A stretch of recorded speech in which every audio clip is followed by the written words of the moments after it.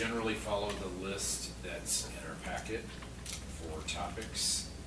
We've got a few little variations we want to jump around a little bit, but we'll start with town board goals. And town board goals, something we do every year. Like to have it finalized as soon as possible. Close to the first of the year as we can.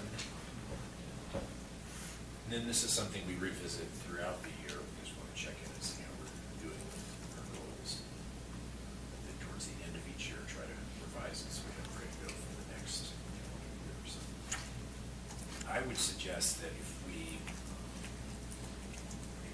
people have general comments, we have comments, but if we had people kind of want to write sections or send revisions in, maybe we do that via email. Yeah. And then have Matt kind of come up with, circulate revised versions, and we can kind of, I think that generally works better than kind of writing on the fly and trying to finalize on the fly, because there's not really an urgency to get there 2-day.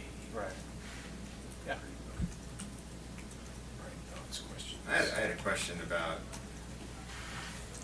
the second section of the town board goals, provide excellent public services and public infrastructure. The fourth bullet point says ensure code enforcement in commercial areas, and I was curious as to why are we calling out specifically commercial areas, particularly in light of all the resident complaints about dog waste in the residential areas.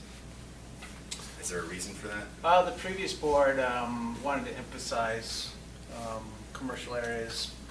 I think there was a feeling that they were being neglected or not being enforced as they needed to be, especially maybe in the marketplace. And then as the town center starts to develop out, wanted to ensure that we enforce those areas as well. That's what I recall from that bullet being added. And It just the seems that sheriff's office also does enforcement, but mainly it's the one person we have on staff. So I mean, we don't have a large staff for code enforcement on top of.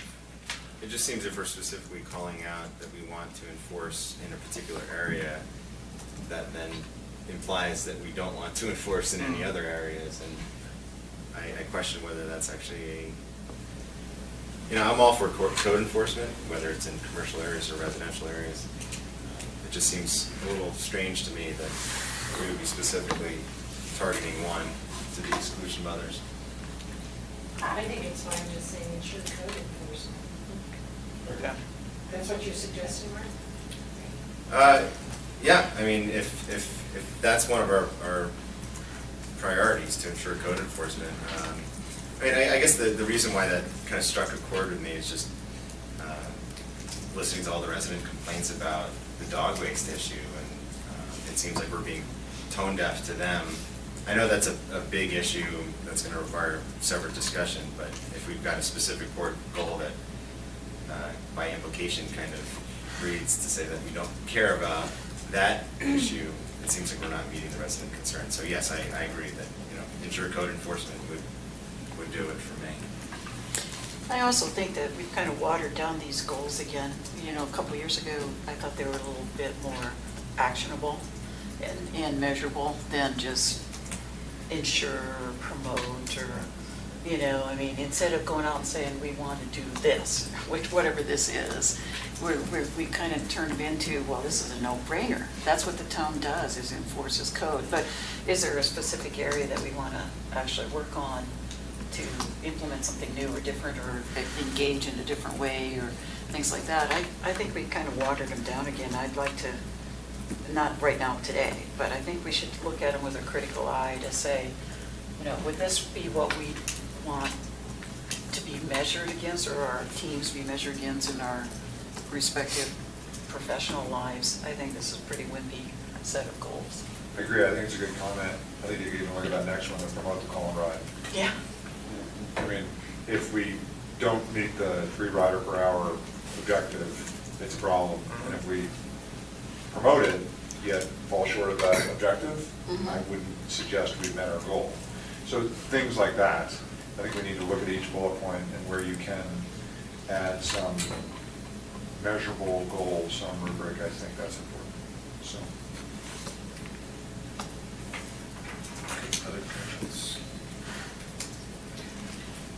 only comment was gonna be how much these changed last year compared to the prior year, and I think it comes back to the issue of what you mentioned, is that these seem sort of, maybe overall to me, and, I mean, implement public arts program. Well, we did that. But most of them were kind of, present an update to the board on the Windy Gap. It just didn't seem like we were pushing ourselves at all. That we were, and maybe it's because we had a number of board members who were in their last term and they didn't want to bite off anything aggressive, but I would rather see us really take a critical look at this and put something in here that pushes us to show we're paying attention. So I think at the next work session, we should come back with have already submitted our comments, what would be more actionable and more of a stretch than just do what we're, unless that's what everybody, well, I'll back up. I'm not going to say that. We've already said that that's not what we want to do. We want to actually push the envelope a little bit, so let's get more actionable. Instead of so many, let's get a couple that really mean something. So let's circulate those ideas and try to adopt it at the next. How would we really do that? I mean, how do we propose? Do we just have a discussion amongst ourselves over email? Well, I would suggest you send me revisions that you'd like to see, and then I'll Okay. accumulate all those suggested revisions and send it out to the Okay. board, and then we can, next time we're together, we can discuss, and I could even schedule for a work session with the board, or during one of the regular board meetings, if you don't want to wait till the next retreat. I said the work session, not the retreat. I think we should do it at the next work session. Yeah. By then, we should be able to have made your comments to Matt, and then Matt can kind of synthesize them into something that makes some sense. We've done that before. And then, I think 2 years ago, the board pretty much gave Clint and I, because we were new, I think, the opportunity to create this, and we worked with you, Matt, and then we came up with it. But then, last year, and then now this year, we just kind of watered it down and into to have very specific, targeted, actionable. We're doing more of the things that we should be doing normally as part of our daily The way it activities. evolved was the big paragraph was the broad vision for that goal, and then the bullets were supposed to be the very specific actionable things. And reading a bunch of them, I agree. Mhm. They need to be made much more specific. And I sort of throw that challenge to the three new trustees, because I don't think we're ever going to have more new people on board than 3 out of 7 at one fell swoop. So feel free to do what you will with these. This format doesn't have to stay like this. Right. If there's a better format, a totally different approach that is better, feel free to suggest it. Okay. Good. All right, we'll move on to number 2, non-resident fee for use of pools. What about the campus drive? Would you skip that? It's on the list, we're just around. Oh, I'm looking at my agenda. It was the next one on the agenda. Yeah, I did. There's a Okay, couple- all right, that's I okay. listed them all, but I knew the Okay, board would kind of jump fine, around, sorry. so. Okay, There's been a non-resident, couple okay. of different lists. Okay, Uh, all right. Looking at the wrong one. Okay, so non-resident use of pools, this came about through our joint working group with Louisville. Well, and the last time, both the board and the city council, the entire, at the golf course, it That's came up right. then too. Yes, So, yes. If we get very specific, Sure. exactly what was the ask? to allow non-residents to use the outdoor pools for a fee.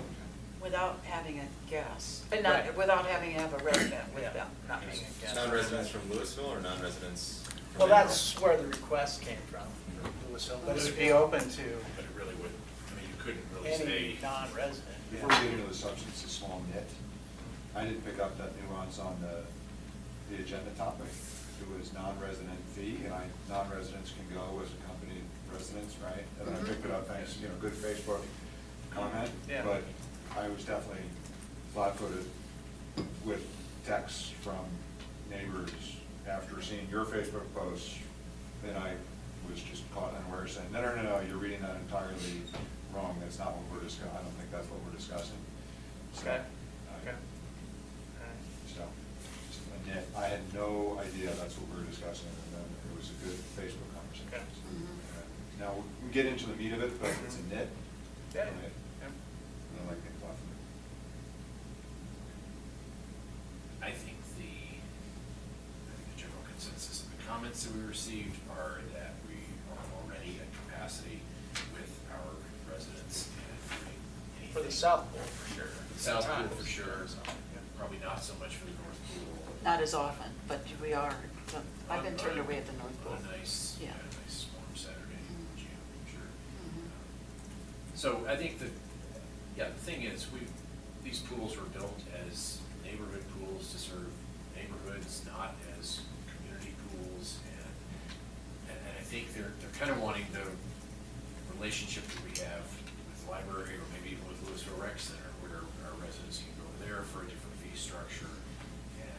But it's two different things. We've got capacity issues that are, I think, our first priorities to our residents, and doing something that would potentially impact our residents' ability to use the facility, parking around it. I mean, just the list goes on and on. So I would propose that we not spend a giant amount of time talking about this, because I didn't hear any kind of, no one said anything in support of this. In fact, it was pretty decisive, at least the comments we got, comments from Facebook. So, And you can bring a guest now, and that hasn't changed. bring a guest. But you have to have a resident It's that $2 brings the guest. $2 per visit. I think it's a very reasonable Mhm. approach that we have now, unless you don't think it's working, then No, it seems like it's working. well. it's working, and you run into greater capacity issues at South specifically if we looked at doing something different. Yeah. And in connection with our agreement with Louisville that allows our residents to use the library, is that something that expires at a certain point in time, or is that in perpetuity? Once we open unless we revise the agreement, once we would open our own library, it automatically terminates. That's the only termination, Yeah. other than actually going to ballot again, I 60 guess. days notice, is that it? Yeah. Something And like what that. is the relationship with Superior residents using Louisville's rec center? Is that just They- open to anybody? right? Yeah. it's open to Non-resident. anybody Pay the non-resident or, fee. Something Non-resident. specific? Mhm. Yeah. Right. Okay. We don't have any preferential Mhm. treatment over the other community. Not even on the golf course. No. No. So I would agree with the mayor that, to me, this is a non-issue. We're at capacity. I think we mentioned that to Ashley. Yeah, that was one of the We probably concerns. don't have the ability to do that at this point. So unless we create a new rec center with a big pool and all that, we can't. That's a different discussion. Is this scenario for Rock Creek only, or is it all of Superior? It's everybody but Superior. What? Everybody but Original Town and Sagamore and. Those- No. Those are in their No, no. Anyone in Superior can use the pool. That's what I asked, if they included all of Superior. Yeah. No fee. This particular topic is about non-residents coming and using the pool. I understand that. Yeah. I just want to know. Nothing's If changing. Sagamore, Original Town, Remington, whoever else Nothing's lives changing. outside Rock Creek in the development is included. It's non-Superior residents. Except if you live on Third Avenue. Yeah, I am. And have a big red barn. I have a bigger heart that's falling down from the wind. Okay, anything further on that? All right, we'll check that one off. Okay, now, some people did ask that we make sure that we communicate what the results were. Yes. Yeah, the discussion, I know yeah, that, you're gonna do so that. I will make that follow-up tomorrow. Okay. All right, the next one should be an easy one too. It's the discussion of board procedures during board members. And the item there is, sometimes when we're on the dais, it's address each other by trustee, last name, or first name. And so the question is there a preference? I just think we should pick one and use it. And maybe it's a little bit more casual in this setting than on the dais. But I just think for consistency purposes, it would be good to pick one. And then just the normal reminders about, I think it's a good procedure to give a little hand wave, wait for acknowledgement before talking. That way, we're not talking over each other. When listening to replays, it's really difficult to hear what's being said when there's a couple of people talking or other sounds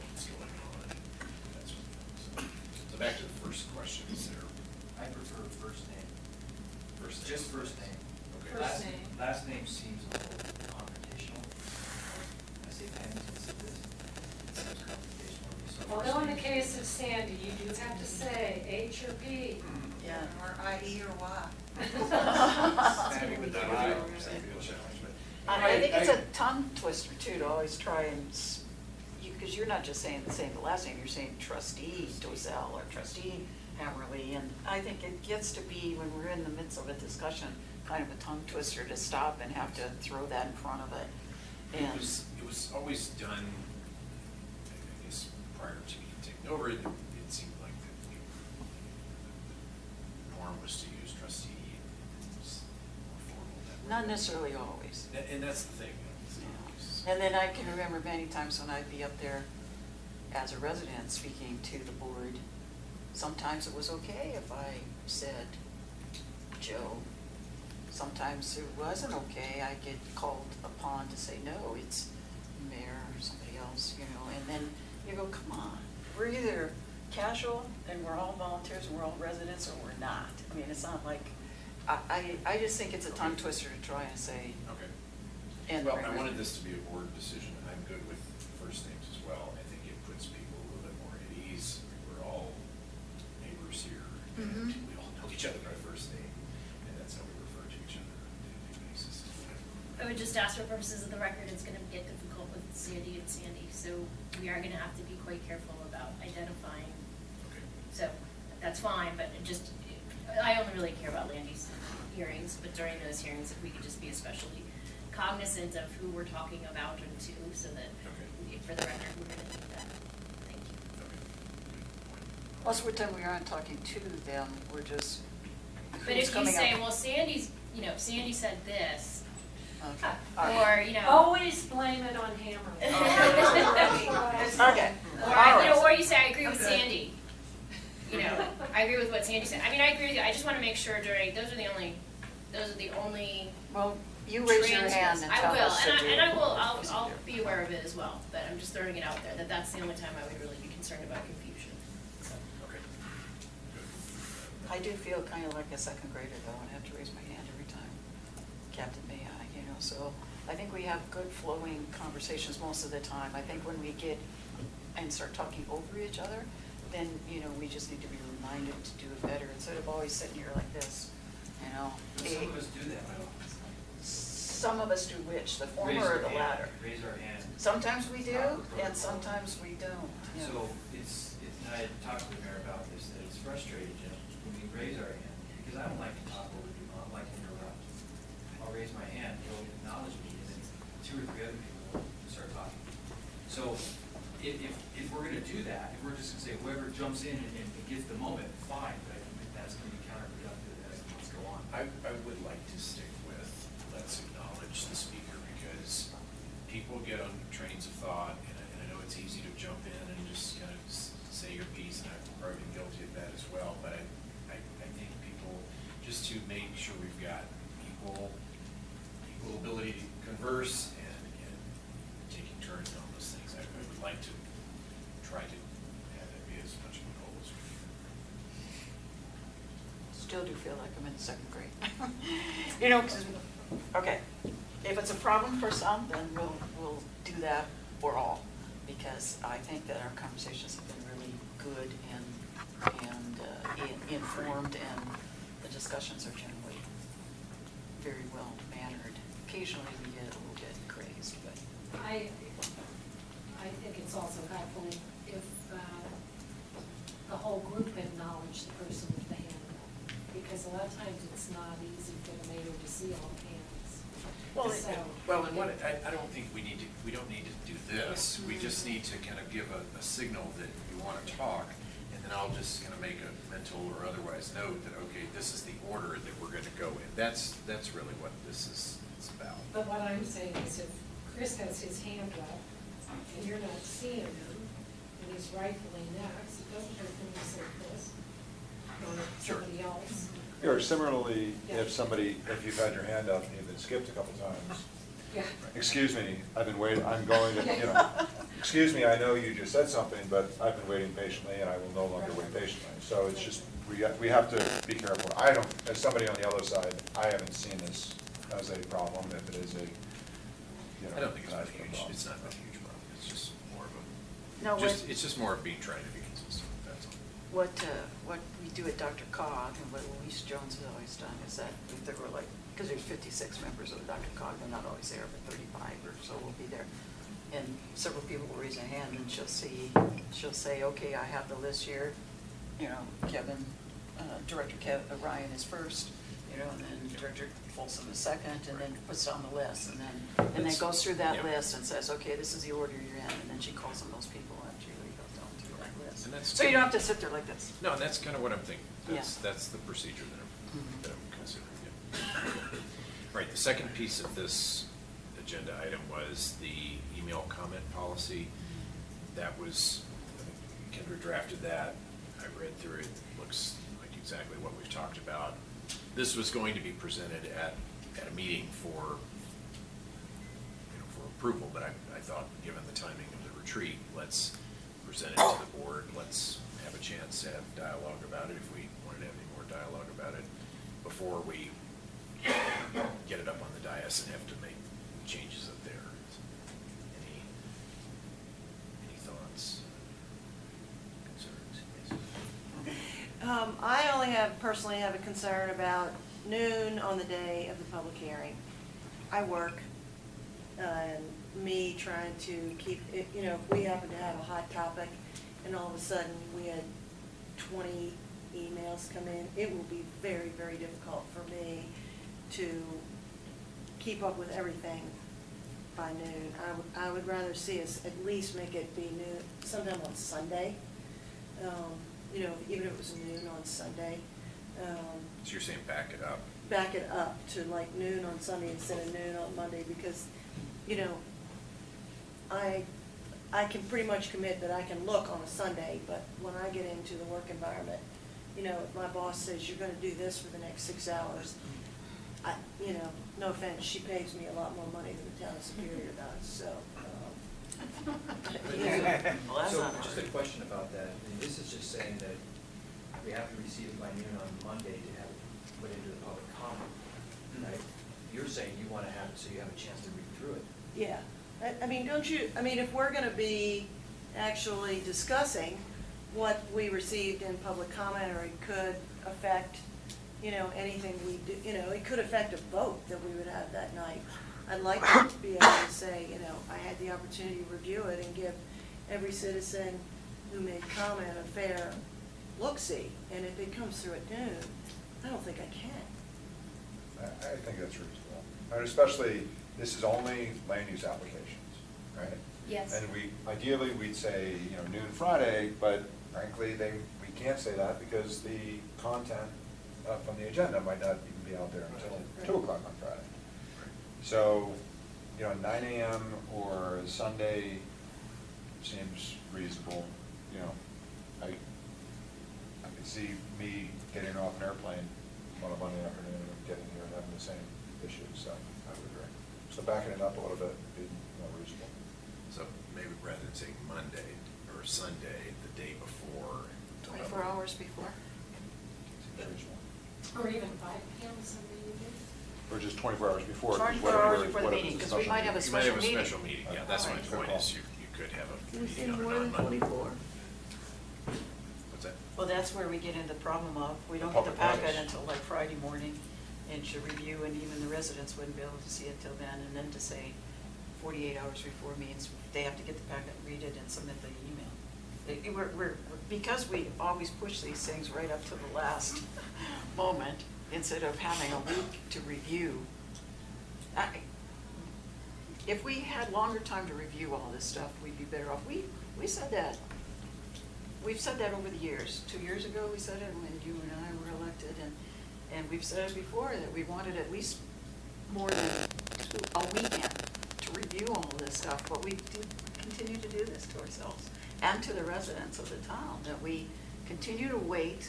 Even Kendra won't get it till probably Wednesday, and then has to get it into the packet, her comments in by the end of day Thursday, and then, so unless you're right on top of it as a resident and as a trustee, you're not gonna see it till Sunday afternoon or after the Broncos have completed their season, Sunday night. I won't probably look at it.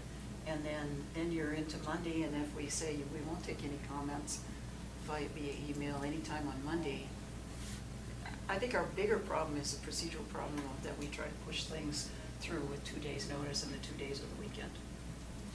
So what are you saying for the cutoff day? I think that we should get this information at least, more than 2 days before the meeting, so that people can look at it, including ourselves. That we should get applications sooner than 2 days before we're going to review them. Particularly lands. Right. I don't think we should get them and have to look at them on the weekend. I really just don't think that's not a good way to run a review of a land use stuff. We should have at least a week or a few days, whatever that is, to actually, business days, not, we have one business day, basically. True. We're talking about board procedures. But I guess I'm confused now. I thought we were talking about when we were going to accept emails as public comment. Right. Sandy was saying she'd like to have it Sunday morning. We heard 5 o'clock Sunday night. Did you just hear that? No, we said 24 hours before the Okay, meeting. so 24 you're hours. talking about when are we going to get land use materials, not just emails from residents, right? Right, well, because when we talked about the 24 hours before the meeting, which would be sometime on Sunday evening, if we stuck to that Yeah. time frame. Then Sandy Hammerly said, could we move it back further than that? And then that's what just started this discussion about, well, we don't even get the documents until probably Yeah. to look at. We can't push them back 48 hours because we don't usually even have them to look at. So going back to the original discussion is 24 hours before a meeting sounded acceptable. Is that, I don't think that's acceptable, Sandy. I think what Sandy's saying is that if it's noon on Monday, it's not acceptable because she works 5 o'clock on Sunday night. To me, doesn't seem that much better than it was Sunday morning. So if it's 36 hours ahead for those, I think that might work. I don't think it's a big issue, but I mean, if we're going to extend it out for someone's schedule, like Sandy's saying, it should be like Sunday morning, just for the email.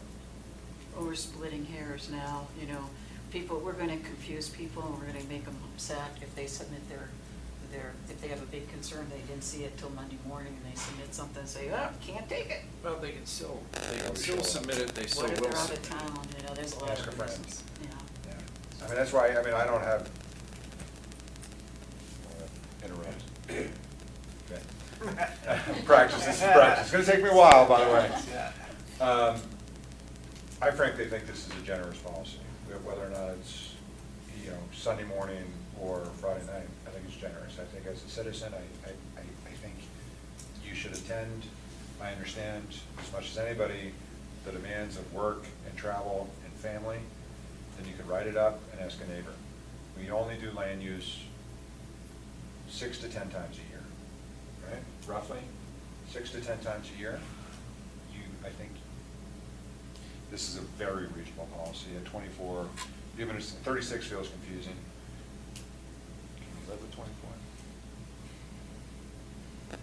You're gonna lend your wife to me? We talked about Then that. you say close of business the day I mean, before I- the meeting. I Close would of prefer business like, day. if it was noon the day before. Yeah, the noon, how about, that's fair. Noon the day before, that's sort Noon of clear. the day before the meeting. Which is Friday, noon? No, the meeting's on Monday. Or So if it's it a would be special meeting, noon. it's on Wednesday. Okay, noon the day before. Yeah, but I mean, if 5 o'clock makes everybody else happy, I like I'll that. just be tired and crabby the next day. Just pick a time, not to say Sunday yet, just pick a date. I Noon. mean, hours or noon, Noon, the day before the meeting. But I think you brought but I do think you brought an excellent retreat topic that we could put on the whiteboard of reasonable expectation for detail for the information, particularly around land use. I would also like to see it well before Friday. Right. Land use applications in particular.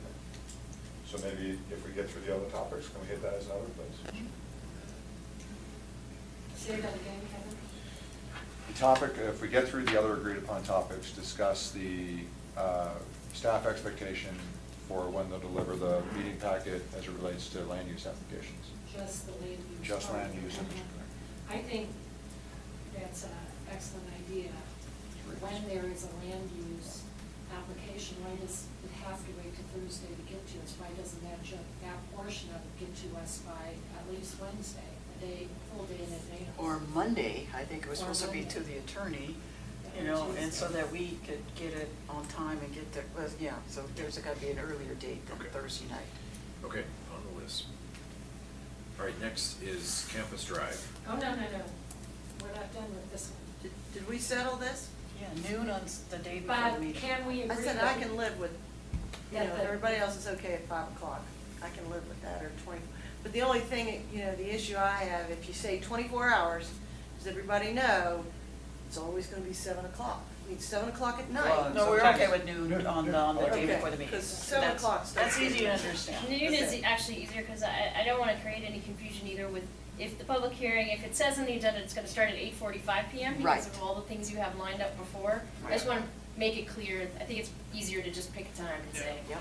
noon. Good. Noon And works. to clarify that we do accept them on weekends. Yes, I was going to suggest that. And as can we well. agree that they must all go to the town clerk? It says here must be received by a trustee commissioner or the town clerk. I prefer it all go to one central point. Will the people find the town clerk? That was a discussion I thought that you all had had and said you wanted to, either one is fine with me. Well, Yeah, the but if it problem goes is- to the town clerk, then poor Phyllis has gotta be sitting out there waiting for him to Well, a come. lot of times residents email directly to the board. Yeah, Yeah, no, to the that's what I'm board saying, or it should come to the board. To the board or the manager, I think, that's what you say. Yeah. Or. Is that But okay? I, as a trustee, don't want to have to be sitting there or checking my email and being responsible for turning it around. That will mean you get it an hour before the meeting, if, you know. Yeah. So there's got to be, I think, a staff Only person. you get it Huh? on, it's a great comment. So let's say I get something at Right. 11:45 Sunday morning, and I Don't pay have a attention. nice day and don't look at it until Sunday at 9 o'clock at night, and then I forward it to the rest of you guys.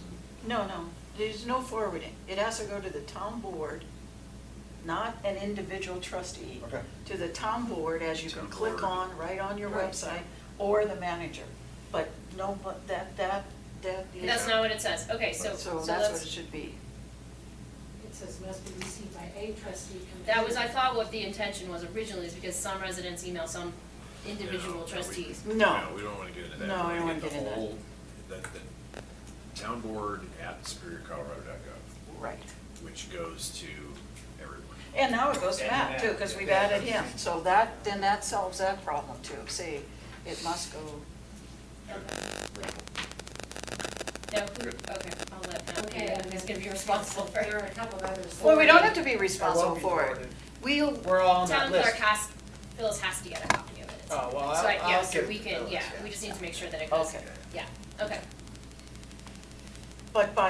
what we just did was allow all of us as trustees to have enough time to see that email that went to the town board. It's going to be considered at Yes. the hearing. Right. Yep, okay. Okay. Anything else?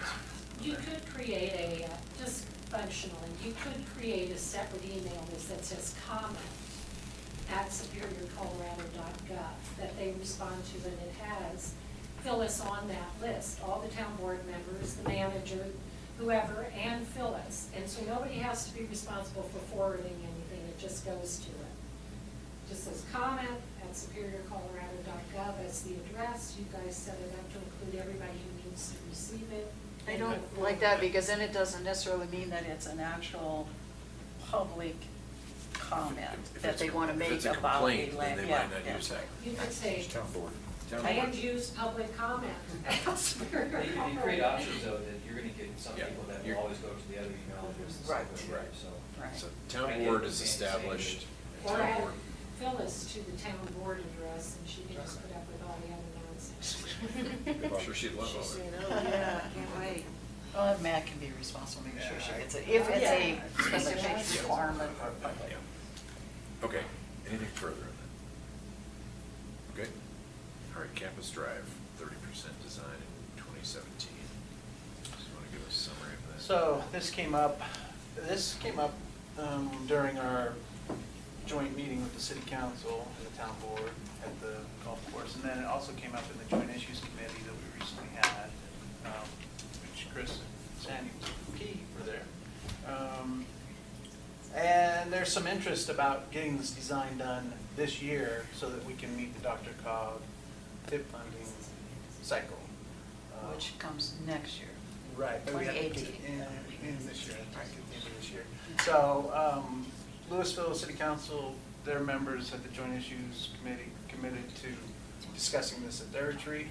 We have the money, our half, our 50% budgeted in 2019, so we would need to do, we need to advance that this year if the board is interested in doing this and Louisville City Council agrees to do a budget amendment, include funds in their budget this year for it as well. So the question in my mind is, number one, does the majority of the board want to pursue this? So pursue it in terms of time, and then ultimately, we're gonna be spending some money on it. And then I think, and so I guess if the answers to that is yes, then the question is, what do we do if Louisville says, you know what, it's a great idea, but we're not gonna spend money on it, at least not this year. And so I'm gonna give you my opinion, and that is, I support the idea of the bridge for Campus Drive, but I just don't think it, to me, it does not rise to the priority level of what we should be spending time on right now, and certainly not what we should be spending money on right now. And so just kind of for a reality check, I called Bob Muckle and I checked in with him and said, Bob, what do you think about, what's your take on this? And he said, well, I like the idea of it, I like the idea of the connection, but for us, connecting Campus Drive to 96th Street is a much bigger priority. We got other road improvements that are a bigger priority. He says, I don't see spending money on it, not this year and not for several years. Now, that may be different than individual council members. Individual council members may have different viewpoints. It'll be interesting to see what comes out of their retreat. But so that's where I am personally on it. I know. Well, no, I'm not so adamant. I mean, it's not my bridge, you know. It's just that I can't believe we sat here and it was Louisville who came 4 years ago and asked. Malcolm brought the letter from Louisville that said, I sat here as a resident. You were here too, I think, Clint. Or if you weren't, you were on the planning commission at the time. They came and brought the letter and said, please, we want to do this with you. We'll share this, cost of this bridge. So it wasn't even on our town of Superior's radar at that time. And then they came and said, you really need to do this. We need to get this in here. And then as we were looking at the Superior Town Center, it's like, whoa, yeah, absolutely. Instead of having to go down 88th and around and come back around, wouldn't that be great if we get people from Louisville to come right into the town center over that bridge? Wouldn't it be great to take the children that the developer said will never be in the town center across the bridge to Campus Drive, to the Monarch school system? And the housing for ConocoPhillips, remember, there's a lot of economic. Well, there's gonna be housing there development. now, because when they sell that, develop it, yeah. Yeah, what I mean is that interconnectivity, the Right. Superior Town Center and whatever happens over on the side of Louisville. Right, and then now, so Louisville can't get Phillips to actually help them, allow them, Louisville, to connect to 96, Campus Drive to 96. They feel, and I think they're probably right, that if we can put that together, the Campus Drive Bridge that connects Superior over to the hospital and to the schools, and then on out to 96th Street, that they're gonna be able to knock that off, that requirement that they need to make the Campus Drive connection to 96. And we have both ends connected then. We have Campus Drive connected to 96 and into the town center. It gives us an outlet off of McCaslin. Instead of always getting off of town center onto McCaslin, people can go across that bridge. I think that and if we don't do it now, we will miss a 4-year tip cycle. And now being in 2018. If we don't get it into the 2018 tip cycle for DRCOG, And they have already come back and said, this is a perfect example to fit into getting federal funds to help make this connection. Particularly if we talk about Campus Drive Bridge all the way in 96 to 96 connection. I think that for us to say we're not gonna do it, then we'll chalk it off and say we won't do it for 10 or 15 years. That's what we'll take before the next cycle. Now it's gonna be 5 years We before have we a get hand anywhere. around here. Chris? I'm actually surprised that you got that response from Bob, because the way Ashley spoke in the meeting was that they, pretty keen on it. It's not budgeted, but they're gonna discuss it. But if it's a hospital, it's really keen on it. So what I would suggest is, I'm assuming we can't do it unless Louisville is in. I would recommend not. Okay, I would agree with that. So I say if we're all on board with this, I say we do it, except if Louisville, when they meet this month, at their retreat, they say, no, we can't afford to do it until 4 years. Then we don't do it. But let's at least agree now that we will move forward with it if, what Louisville does in the retreat. Right, and this, I think that's what we should do. Instead of pushing it out further, let's push to get it done faster and use whatever funds we can from other places. Is there any way that we can get to, maybe you can talk to Malcolm, or we can talk to Bob again, or some of the other council members, and just really push them to do this now? I mean, we can't wait 4 years. If we wait for the next cycle, then when it gets built, there's another, 2 years after that. Yeah, that's exactly right. Yeah, so I say we really have to figure out a way to get these done now. Okay. I do, I agree. I mean, as senior member of the Transportation Safety Committee, I thank you, Chris. I think this is our prioritizing this. It's probably the second priority for a transportation issue. I think it's critically important, and I'd like to signal to Louisville, yep, we're all in, and we want you to come along with us, friends. Love it. I just have a question about DRCOG and the funds that are available. Can you explain? I understand that they have a 4-year cycle of funding, but what funds are we actually looking at as a possibility here? There's this last tip cycle that we're in now that we got the Colin Ride money out of.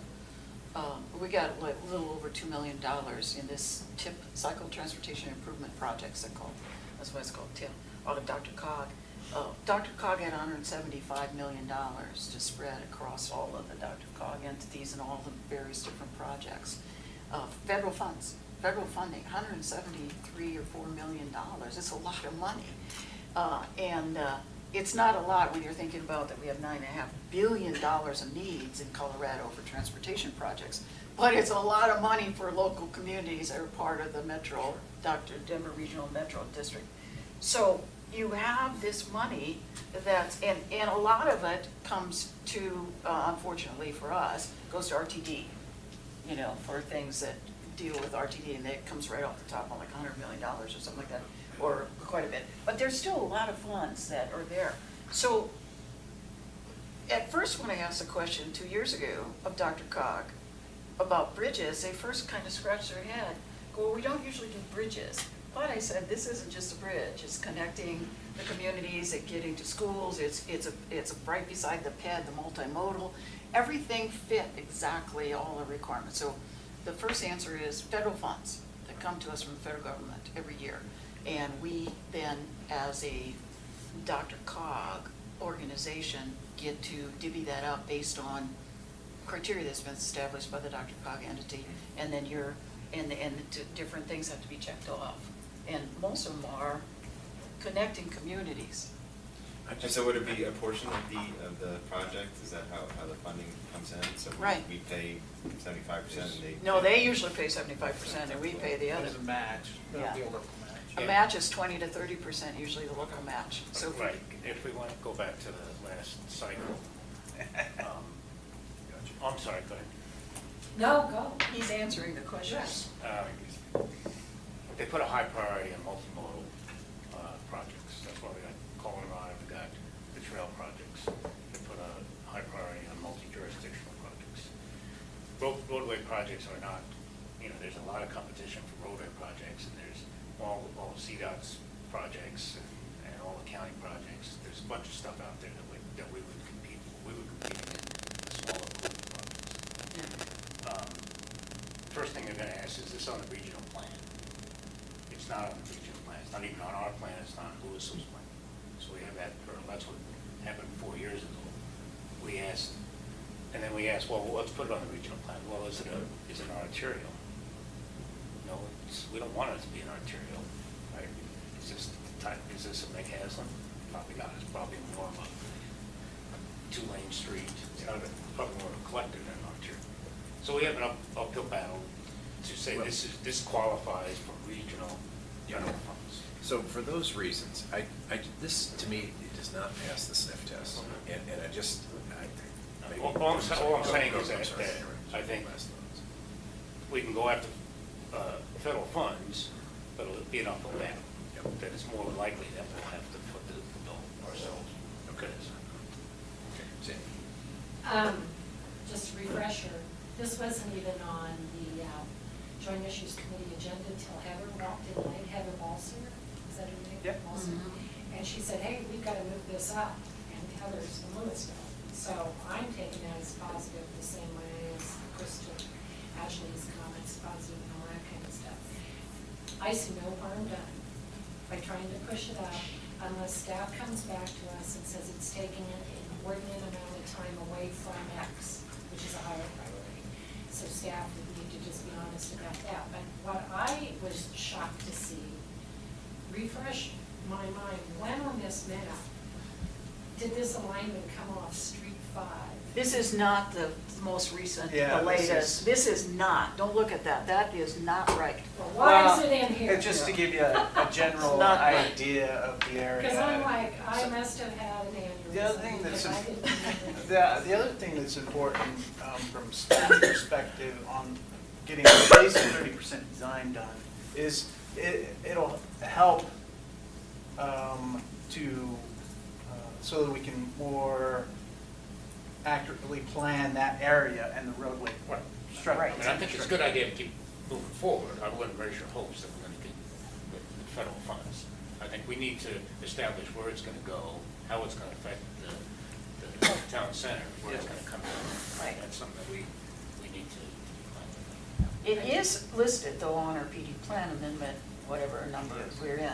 So it is in some planning. It may not be in our regional planning with Louisville, but they've been talking about, we got the letter from them that said 4 years ago or 3 that they wanted to do this. So I just think I think it's a good access point into the town center, because right now we only have one, and it's off McCaslin. I like it as well, but I think the reality is we're gonna go through all this exercise and then we're gonna be faced with, well, no federal funds, so do you wanna just pony up and do it yourselves? And I think the resounding answer would be no, we're not doing that, and probably for the same reasons that the feds wouldn't give us the money to do it in the first place.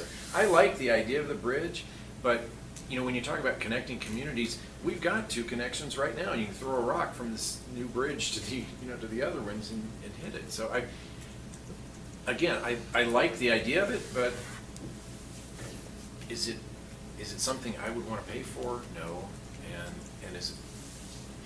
Well, I'm not convinced that we're not going to get money from state and or federal entities for it, because that's what I've been told by many people at the Dr. Koch level. So I'm not ready to throw the water on it. Yeah. We should go after it. We'll go Yeah, after we it. should Okay. definitely go after it. And in order to go after it, we got to have some planning done on it.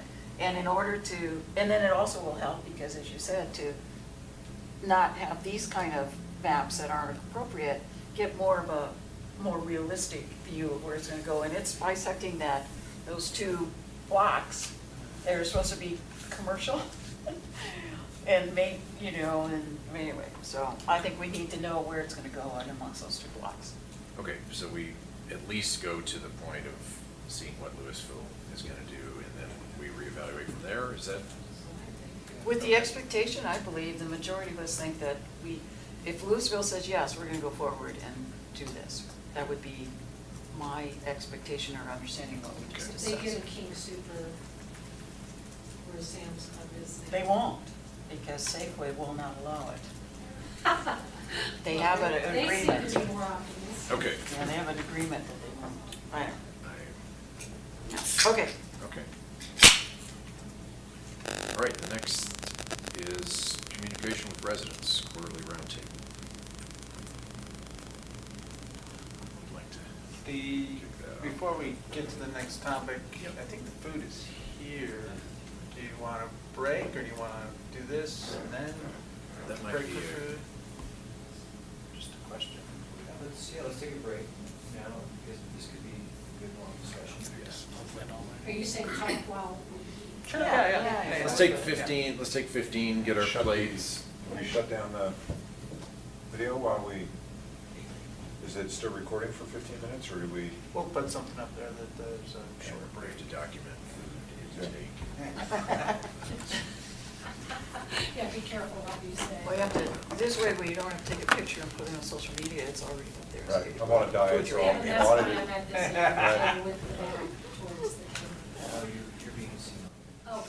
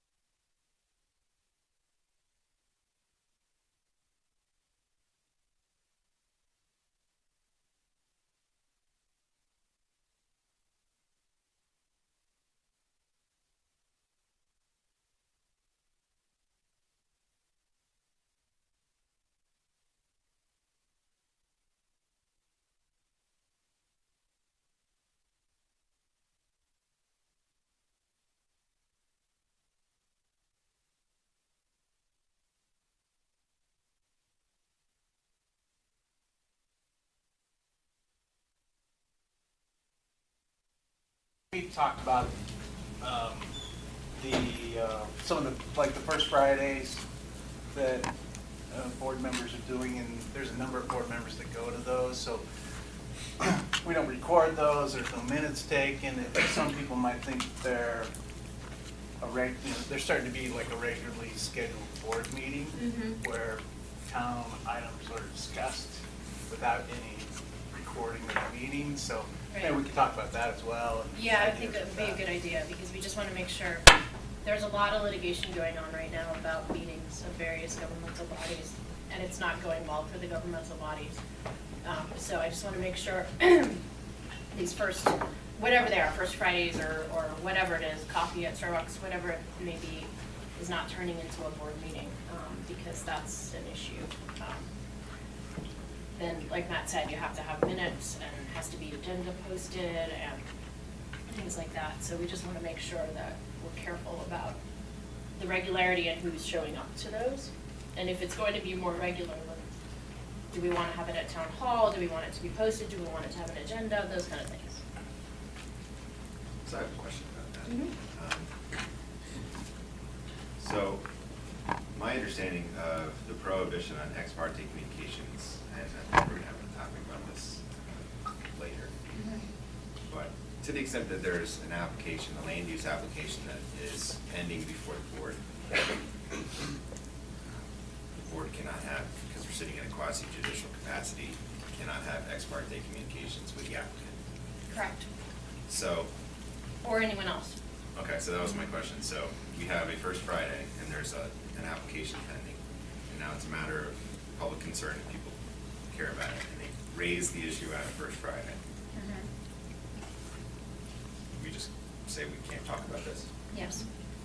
Say, please bring your comments to the meeting, or now, submit them via email.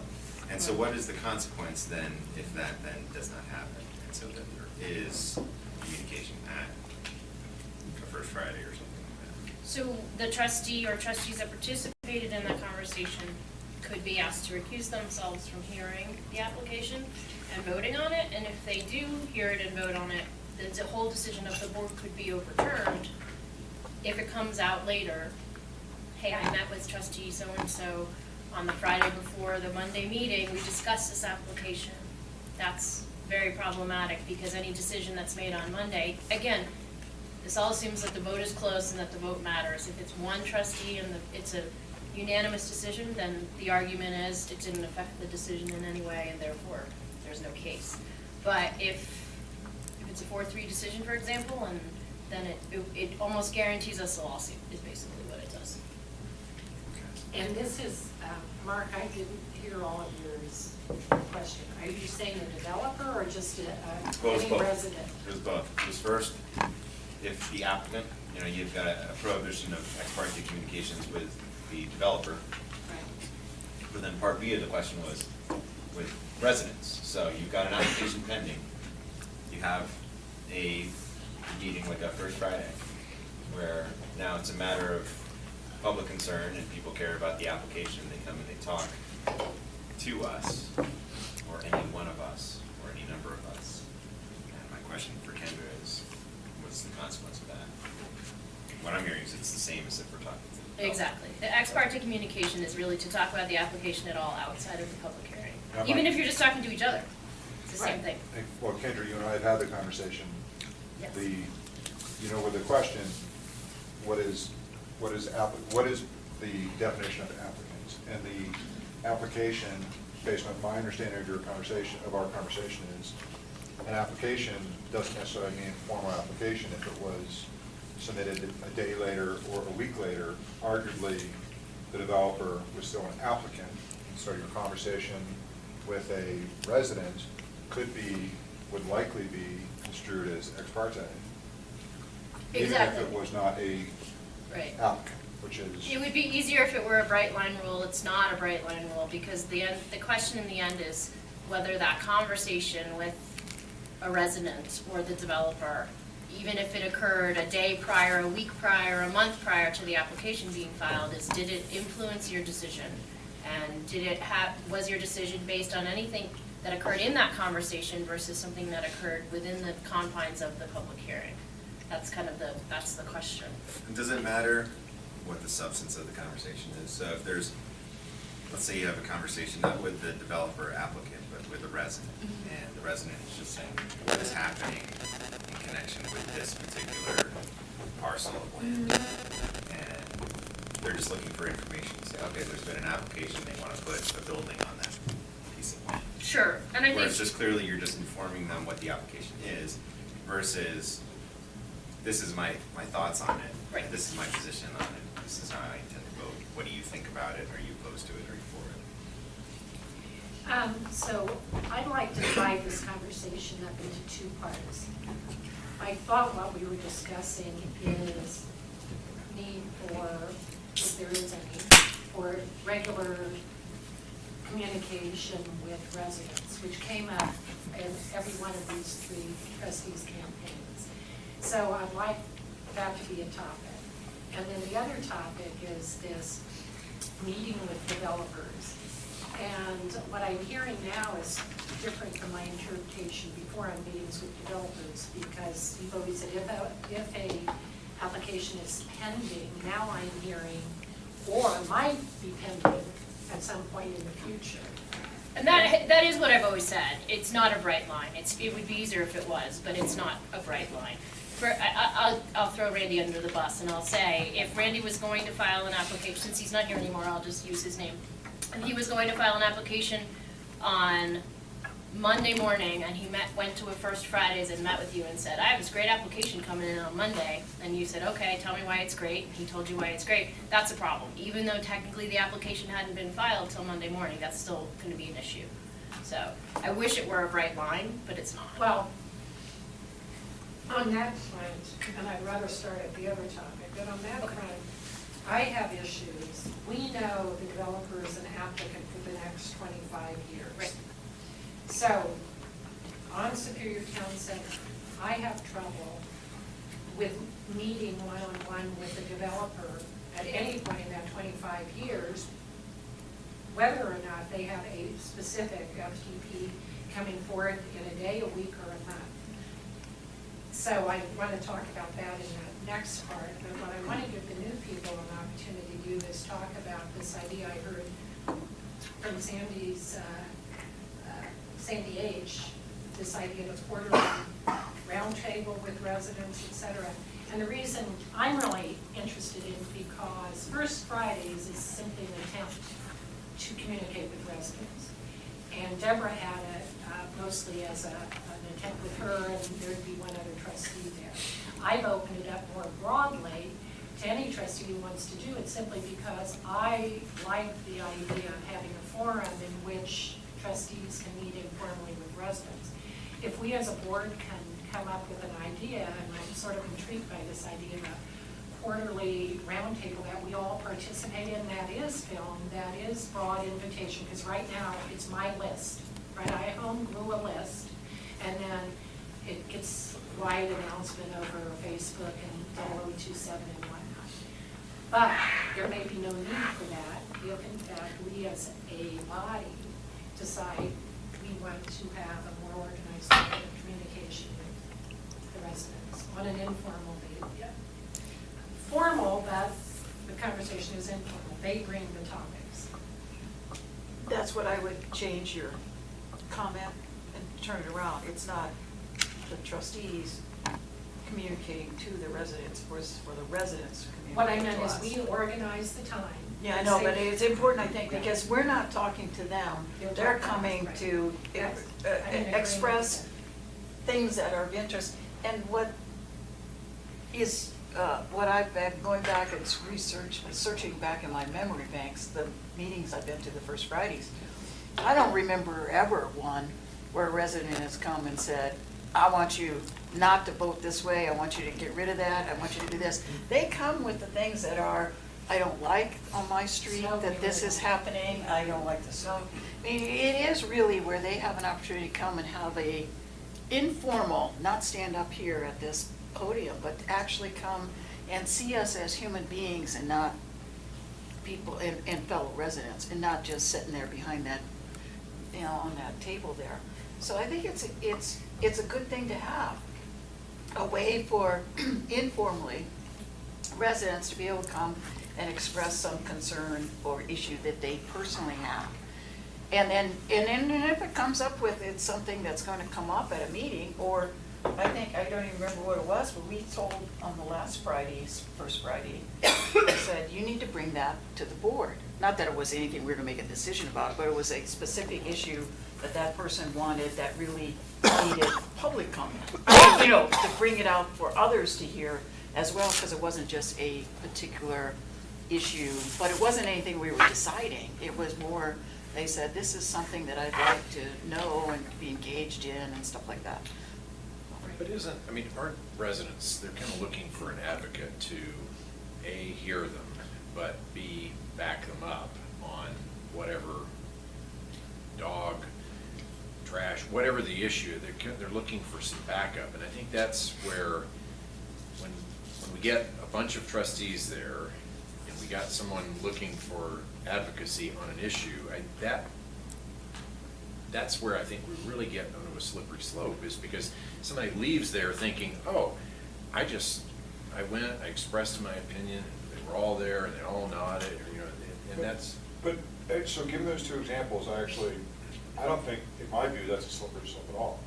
I think around the things that have nothing to do with land use or are not quasi-judicial, I think it's incumbent upon all of us to be out there in the community and listening and not, promising to be an advocate, but I don't see that as a slippery slope. If the only time that I receive feedback around the dog poo issue was when we're sitting up there, I'm going to have a tough time doing my job. Now, land use, quasi-judicial, unambiguous, I don't want to talk about it, I don't want to be influenced, it's my personal decision. There's the rules, there's my personal interpretation of those rules, and I've made my own personal decision about that.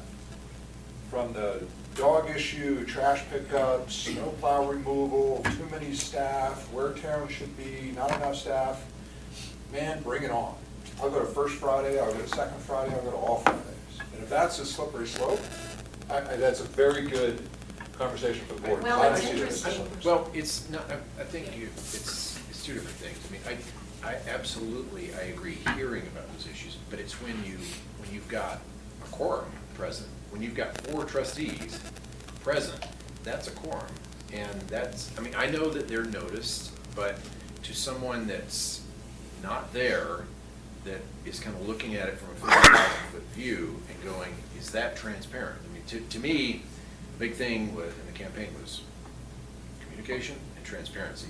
That's not transparent. The experience, however, I have, and I've attended these I've had one kind or another, or attended them of somebody else's for 6 years now. When I meet with a resident one-on-one, and it's just the 2 of us, they think I agree with them. They're trying to convince me particularly to agree with them, and that's the advocacy thing you were talking about. When we have 3 trustees there, and understand, we don't, we listen to them, and we don't then discuss a solution to their problem. All we're doing is listening, and there is less likelihood for them to believe there's any consensus among us, because we don't even discuss it among ourselves. We're listening. They're speaking to all 3 of us at the same time, but I don't think they know how we individually are receiving that whatever they're asking us. So the more you have there, and this does tie over to the other subject of meeting with developers, I am adamantly opposed to one-on-one meetings with a current developer or a potential developer. I, however, am not as opposed of meetings of small groups of trustees with a developer around a particular issue, et cetera, because I think you have 2 or 3 people there, there's less likelihood I would agree with that. to expect a response or whatever. That's how Yes. First Fridays work.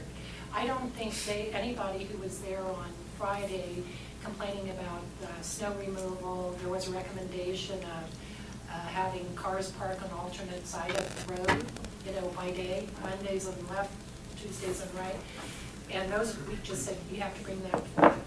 How many times did we say during that meeting, you need to attend the retreat, you need to attend the board meeting, et cetera, for the full board to hear these things. So we don't ever, I think that's a misperception, that once the thing comes to us, that the present trustees discuss it as trustees. That just doesn't happen. And I don't think that anybody there that I can remember leave that first Friday expecting that we're gonna go ahead Resolve. and change the, like that parking to every other, odd number on the right side, even number on the left, or vice versa.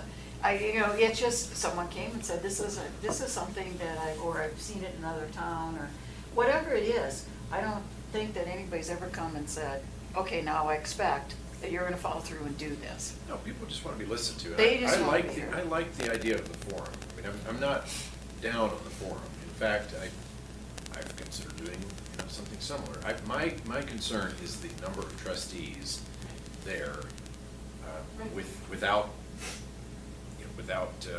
we're just with the perception that from a very high altitude view, it could look Well, like. let's talk about an alternative. Right. Okay, Sandy, do you want to talk about your ideas? Well, I don't know that it's my idea. I sort of stole it from the city of Louisville because I know they, for several years, I don't know if they still do it, but they used to have a quarterly opportunity for their residents to come and informally talk to the trustees. My concern about doing it in this room is this room isn't very friendly. If you do it at First Fridays, people come in, it's a casual atmosphere, and so I want people to not feel, wherever we do it, maybe we move it around the community. I know people want it to be taped. Obviously, if you move it around the community, Who you wouldn't can't tape be- it. Who wants it to be taped? Then people have talked about if we had the quarterly Yeah. event, then we would be able to tape it. Who people would say that we should tape it? Now, I've just heard several people mention Here, you mean? it. And within this Well, group. Yeah, no, but not the residents have never said Yeah, they no, want to the be taped. Yeah. residents have never said that. So that's what I That said. within our, Yeah. governmental sort of An thing. informal conversation shouldn't be Yeah. official. And I think the city of Westminster does it, and they actually move it around. It was in, the Orchards area, and then it was in another area, and so they can engage different sorts of people. But, the beauty of First Fridays is it is informal. When people come in and they have to stand up and stand at that dais and look at those people. I mean, I've had numerous people who have come and done it. They were petrified. And I have had at least 2 people who said they were treated very rudely. And they came once, and they came on a specific topic, and I said, I don't think they were really being rude. It's just the nature of what happens when you're a governmental body sitting up. They didn't mean to be rude, but this isn't your local clubhouse. And and this friend of mine just said, well, it just would have been nice if there was some way I could informally talk to the board about this, without having to. So I'd really like to see us implement this quarterly, and I don't know how you would make this room inviting. Maybe a set up small tables and. Balloons and dogs. Yeah, I mean. Therapy dogs. Puppies, bunnies, I don't know, but I just Got enough of feel. those in my yard. Bring a couple. You need more coyotes that run up down We my need to get you street. some coyotes, Yeah. but, I understand that people have concerns about First Fridays, although I've been going to First Fridays now for almost 2 years, and I have never felt like anything I said that a trustee said to me before I was a trustee, oh, that's right, I'm gonna vote that way on the next thing. It's more just sort of an opportunity to gather information from them so that I could be better prepared if I came in and spoke before the trustees, or to gather information that might be valuable to me when I was on pro staff. Give me some feedback on what you hear in the community.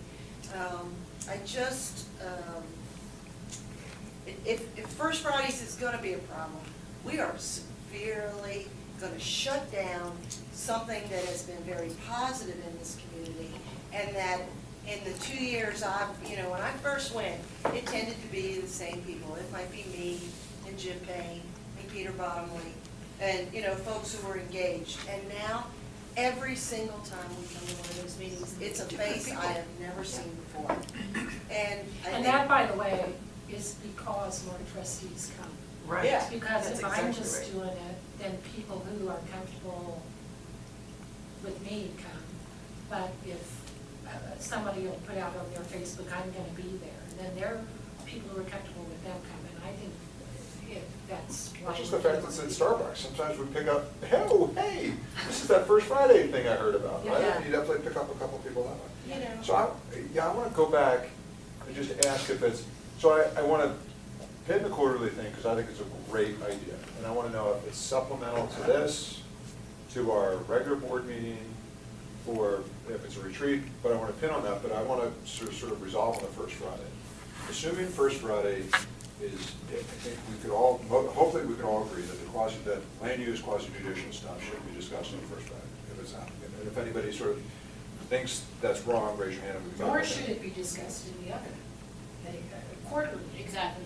Right, Shouldn't be right. discussed outside of this Right, public. should- Right, without a Yeah. publicly noticed, Right. appropriate, form. And this is not, well, it's publicly noticed, but for a, is there, you made a comment that I want to draw on, that from a 10,000-foot view, it doesn't, if you start getting too many trustees there, and you have a quorum, it doesn't look right. I'm not sure that I mean, I want to talk about that and sort of understand your concerns, because I don't share that view that it doesn't look right. I think it looks, hey, we're getting out there, we're all effectively volunteers, we're getting out there, and we're just trying to, I mean, if the goal is transparency, I don't want to drive us the opposite direction, Yeah. so I'm going to drill. Well, I'll throw it to Kendra. I mean, Sure. do you have concerns when we've got 4 trustees Well, at Starbucks? yeah, I mean, I understand the need to get out and talk to the public and the residents, and that makes perfect sense to me. I think the problem is they start to look a lot like regular board meetings. To the people You've never who are- been to one. They don't look like I regular got board this for meetings. you. I don't know, They do not look like. In the eye, regular- yes, in the eye of the law, they look a lot Okay, like a okay, regular. that's a different comment. And then here's where the sort of the legal issue comes in, is if then it's seen as the next, so let's say we have a Friday, first Friday, and then we have a board meeting on the following Monday, and it looks like a rubber stamp. So in other words, if 4 trustees were at first Friday, there's been a whole discussion about something. I don't know, What? not, and Yeah, let's be I'm not specific. including land use. So let's just say, okay, we're gonna talk about dogs in parks. Or Well, let's- donut. Or how about Leash law. the smoking ordinance that you're Right, about smoking to. release law would be a great example, so Right. pick an example. So pick an example, you had first Friday, last Friday, everybody started talking about the smoking ordinance. There were 4 trustees there, they said, we hate it, we're gonna turn it down. I'm just using a very straightforward hypothetical. And on Monday, everybody shows up and says, yeah, I'm voting no on that. And there's no discussion anymore. It seems a lot like it's a rubber stamp of what happened at the first Friday, rather than a healthy discussion amongst trustees at the meeting that's been posted and noticed and is for action of the trustees. That's the There's issue. never discussion about any voting, period. So- Never, ever, ever is there any. But I want to, even in that extreme example, Mhm. it would be inappropriate and it would be a dysfunctional board. Mhm. It would be, I wouldn't be proud of that board, it would be dysfunctional. It's an extreme example, I wouldn't be proud of it. Right. Is there anything illegal about that extreme example? There is one case that implies that rubber stamping violates the open meetings law. It's a Town of Marble case. Again, I wish this were black and white, I could say yes or no, but it's not that easy, where the Town of Marble had a number of sort of off-site, unpublished meetings about a particular issue, and then they all showed up at a meeting with no discussion and voted it one way or the other. But even in this extreme example that we came up with, it was noticed. No, well, tonight's meeting was noticed, but Friday's. Yes, it is. But it didn't say discussion of smoking ordinance. No.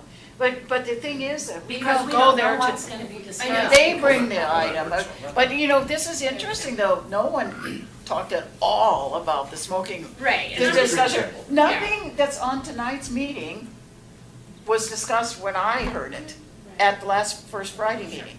So, Just make it an example. Right. I agree with I know, what but you're I'm saying. also making an example that we never even discussed anything that's on tonight's agenda at the first Friday, which was just last Friday. And Well- they normally aren't. Yeah. And it's not been it sounds like it's not been a problem so far. I think what the mayor is talking about is, could it possibly create issues, and it could. Well, Kendra, Yes. where I totally agree with you, because it's my my concern about meeting with developers. It's perception of reality. Right. Doesn't matter what really happens. Right. It matters what's perceived as happening. Well, that's So, that's my point, yeah. So I get that, and we really don't have to belabor that, but the point is, I would love to see us have, and we can start any which way we want. We can have twice annually, roundtables with residents, and it's just basically they bring the issue, and we're just there to listen. Mhm. And this works well, because guess what, a bunch of us trustees were at the candidate forums these guys had when they were running. All our job was to listen, and even when, I know in one point, one of these, the moderator turned to us trustees and said, "What's your opinion?" We said, no, we're here to listen, right? So we can all listen, and the message this sends to the public is very powerful, that we all can work collaboratively together. You know, Right. more than anything, it sends the message that, hey, we're not excluding each other, and it doesn't benefit you to come talk to me separately from talking to Chris or talking to Clint. We can all hear you in the same forum. And for those forums, I would just suggest that the agenda would state exactly that this is a time for residents to bring up topics. bring your own topic. We can't list specific agenda items because we don't know what they are, because we're here to listen. We could put all this on the agenda. It's a time That's for. been very clear in the emails that are sent out. Bring your topics. That has been very clear. Right.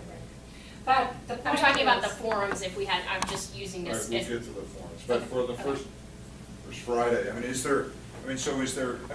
I think it's a healthy discussion. Is there concern that we should pivot away from the first Friday? Or is it just an awareness at this conversation of, hey, we have to be careful? Because frankly, we spent 30 minutes a Friday or two ago talking about how to get your 25-year-old children health care coverage under, there are topics, and it's just as the leader in the community, you might know stuff that other people may not. I think that it's important, I think you can continue to have them, but it's important that there's a commitment from all board members that, no decisions are made, you're there just to listen, and just, you'll have that. And absolutely, and I would suggest not even listen around land use or quasi-judicial things. Right. But if you know or suspect that there's going to be an applicant, hey, thanks, what I want to say, They can always please, contact right, go to the board, staff. send an email. If they have questions, that's a really good point too, is the best place to send them. If you haven't, if there's an application pending or coming and They just want best place to send know them is about it. staff, because staff can answer all their questions with no restrictions. Right. Staff can say, they have this much density proposed and this much this, and this is what it's going to look like, and staff has no restrictions on that, so. So I just have a question on sunshine laws in general. So if there's going to be a meeting where 3 or more of us are present, it needs to be noticed. Yes. At what point do we cross some sort of threshold where the meeting needs to be recorded or minutes need to be taken, where it's actually a formal meeting? Any meeting has to have minutes or a recording taken. So that, right there is part of the issue. And so it's supposed to, right? Now, I will tell you that the typical remedy for violation of an open meetings law, of the open meetings law, is to undo whatever happened at the meeting. Well, if you don't take any formal action, there's nothing to undo. The biggest problem is, and this is what just happened in Jeffco about 2 weeks ago, is everyone said, well, we didn't take any action, therefore they got attorney fees and costs. So the Press Association is now suing everybody for open meetings violations, and the only remedy they want is their attorney fees and costs. And they're getting it every single time. So, you know what I'm saying? So the remedy is really, you want to do the final action that was taken at the allegedly improperly noticed meeting. And if you don't have minutes, you don't know what was taken. And that's exactly what happened in the Jeffco case. There were no minutes, there were no recordings. And so the school board said, there's nothing for you to undo. We can walk away, there's no case. And they said, no, you get attorney fees. Because they couldn't prove that they didn't take any action?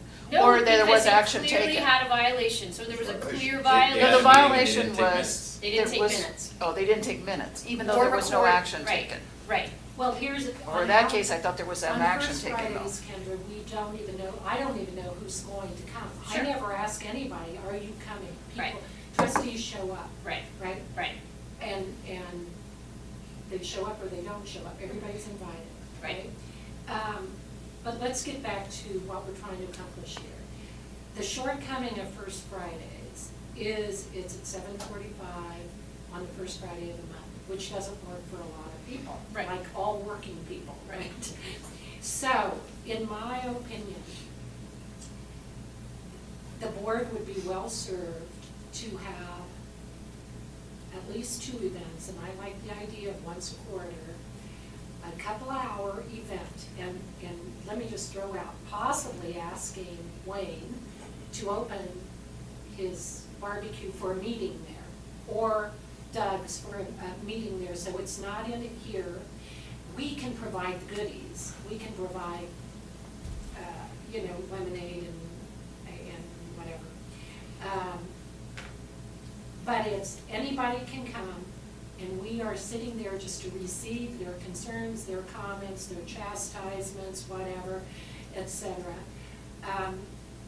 I like the idea of us varying, let's say we do agree to 4 quarters, one's at night, one's in the afternoon, next one's in the morning, maybe another one's on the weekend, on a Saturday afternoon or something. And you vary the times so that different people can make it. To me, it sends a lot of signals. We're interested in hearing from you. We collaborate, we work harmoniously together, etc. In that environment, I don't feel a compunction to have First Friday, or if I do, I have it, and one other trustee can, and I can change it, Who wants to co-host with me this month, and change it every month? Yeah, and the case that just came out of Jeffco is the scariest case I've seen on an open meetings law violation in a long time, because literally there was no remedy sought other than attorney fees. So you've got Steve Zansberg, this attorney who represents the Press Association, out there just collecting money from governments all over the state. Well, I feel that, and if we have to have it here, to have the camera. Or possibly, we've got this PR lady, Kirsten, who can bring her video camera. I think people will still come to what is largely a social, largely a communications thing, even if their comment's going to be on tape. So if you feel more comfortable having it taped, in case of a court case, then it shows. Right.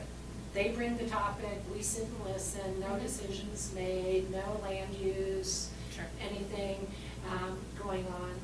But I really like the idea of a quarterly thing on it. Maybe it's the first Wednesday. Well, no, it would have to vary, because one might be on Saturday, one might be on that Wednesday night and whatnot. But commit to having a quarterly something or other that's meant just as an informal get-together to hear from the residents.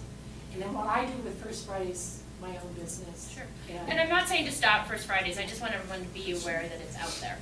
But see, I'm getting a bit confused on the quarterly conversation. Are we suggesting that this quarterly thing will be like a First Friday? It's Sandy's business or my business or whoever wants to have it? Or is the quarterly thing, we are getting aligned as a board, or once a quarter, we're gonna have this publicly noticed minutes, formal, informal I meeting? don't think you need minutes, but you need a camera. Well, And but I would suggest to meet the public, to meet the it open be a records. town board hosted, bring your own comments event. Listen to the. It's a town board hosted thing, it's not a trustee. So more than 2. Okay, so I also think that's a good idea, but let's just be, here's my question. If one of us just wants to have another First Friday and call it a, First Thursday, Coffee Buzz. You can. There's no objection, Right. just under this, hey, steer clear of, quasi judicial, no objection. Right. Well, and if there's 3 or more, then technically it's 3 a or more meeting, it needs to be people. noticed, and then there's the potential that the town could Similar- get sued just if we similar- don't have minutes or a record of it. Similar to the First Friday issue. And we notice, like, the First Fridays, we notice them just in case there's more than 3 board members. Right.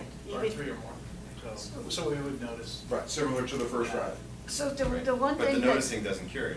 It's still, there's. No, the potential of issue that. of if there's something discussed that needs to have been documented, that.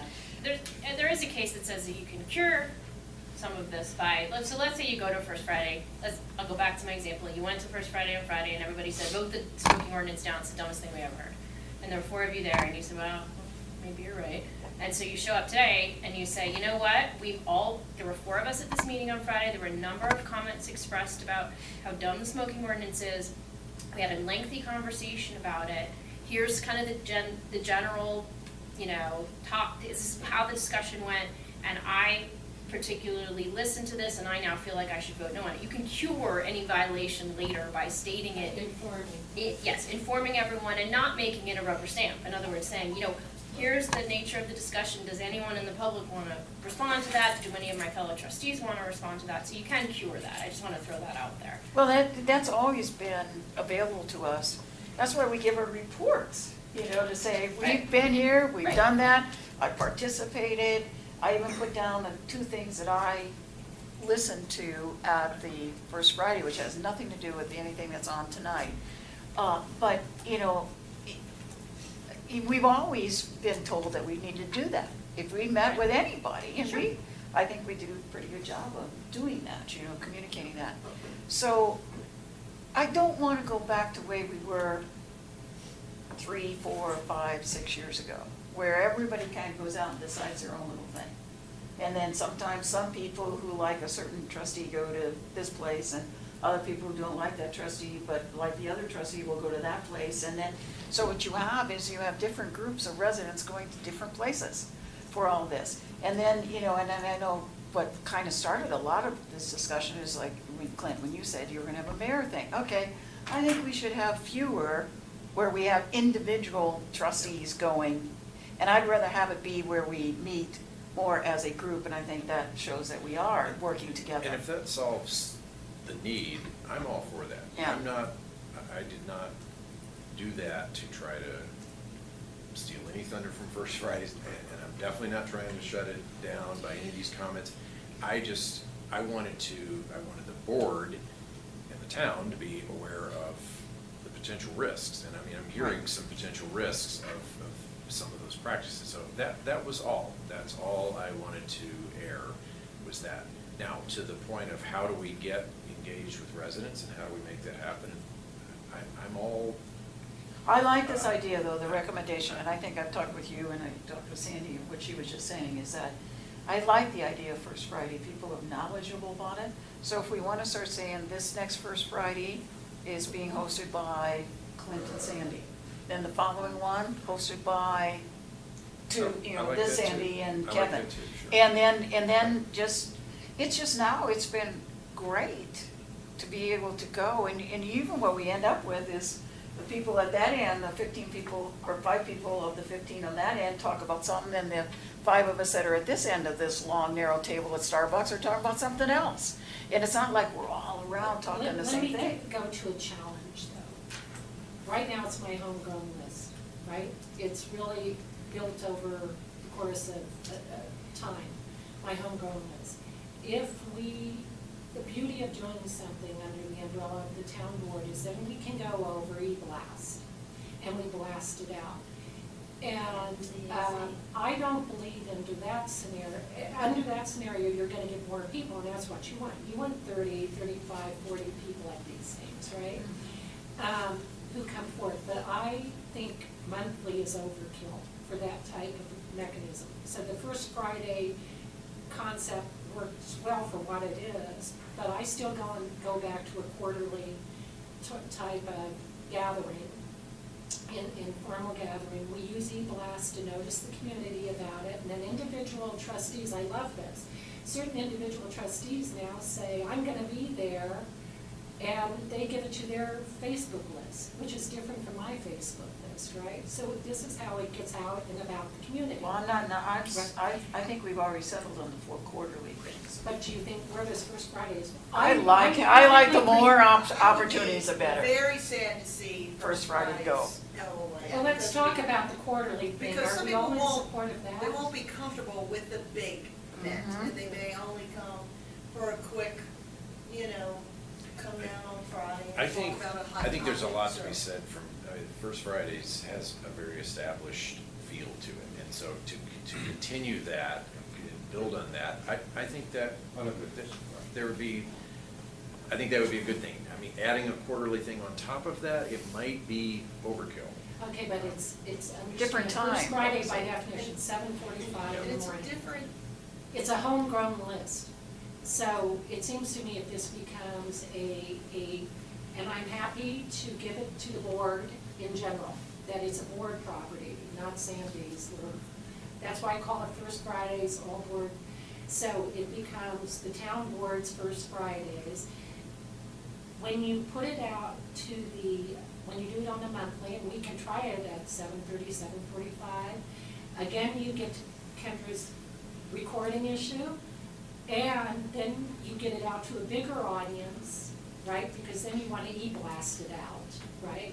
Because Sandy's not going to do the work to put it out once it's a town board thing. Magley is going to do the work to put it out, right? And he's going to use the big, good list, Yep. right? Mine has, limitations.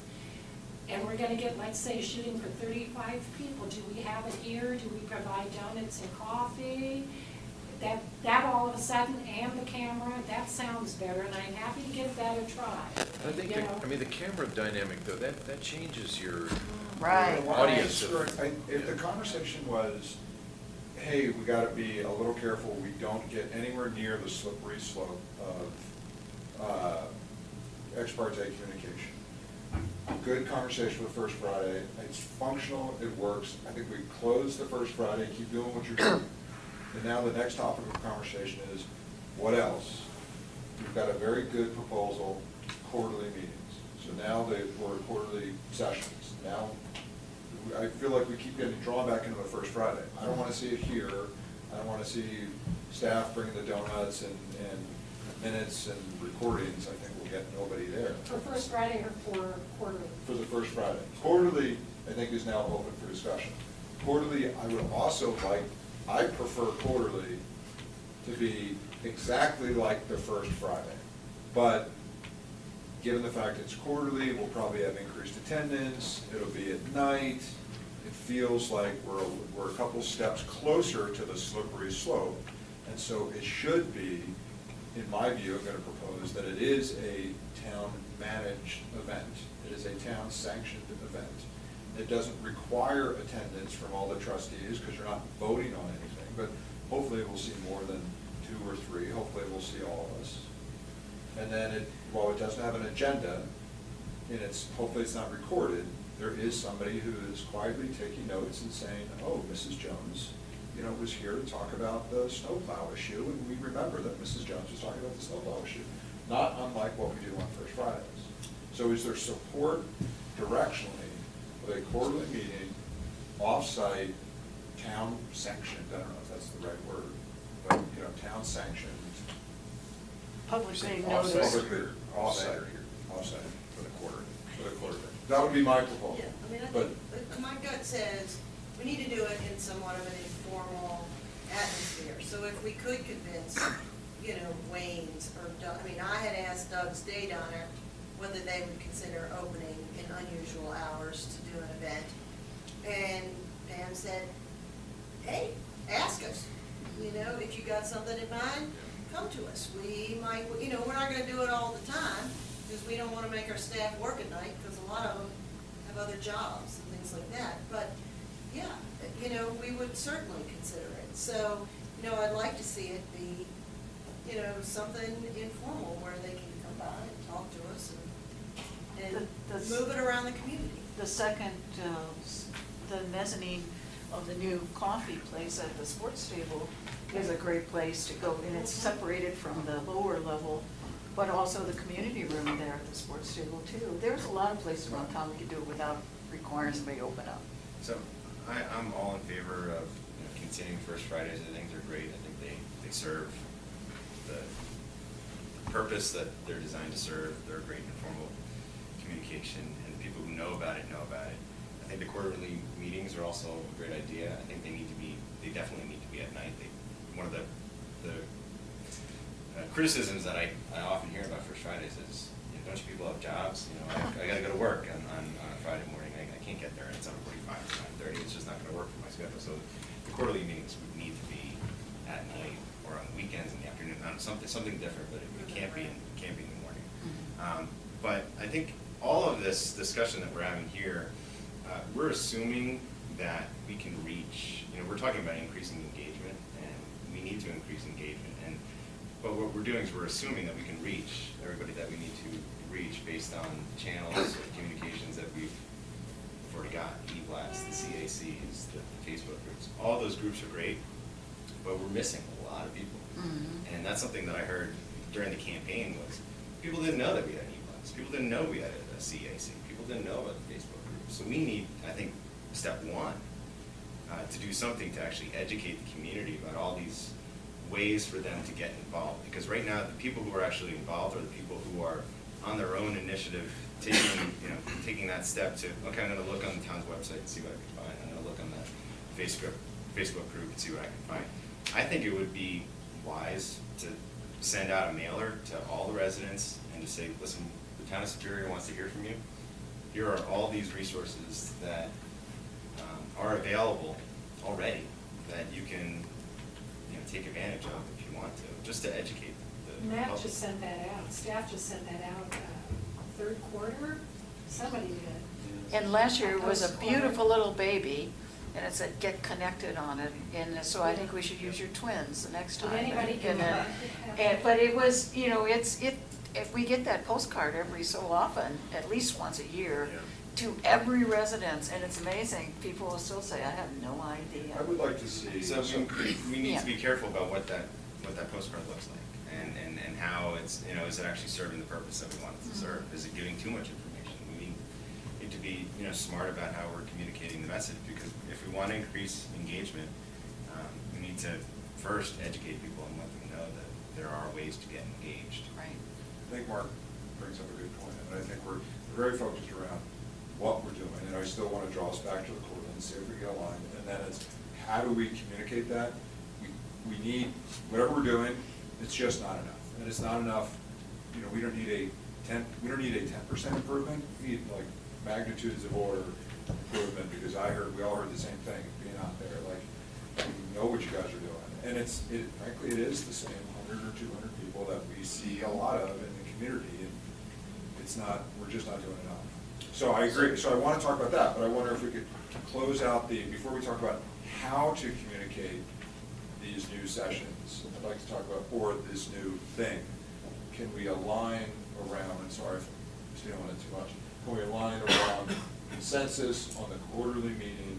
I don't think we need to decide whether or not it's at Doug's or Wayne's, but the consensus to have it, that it's staff sanctioned, that it's going to be at night, that it will be properly noticed, it'll be primary focus to listen.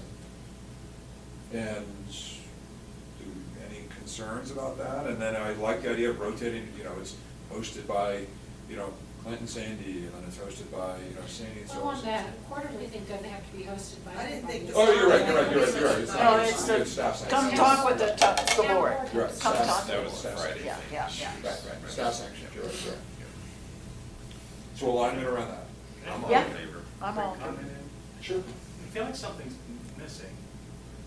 The engagement that you're wanting is only going to happen when people care enough to engage, right?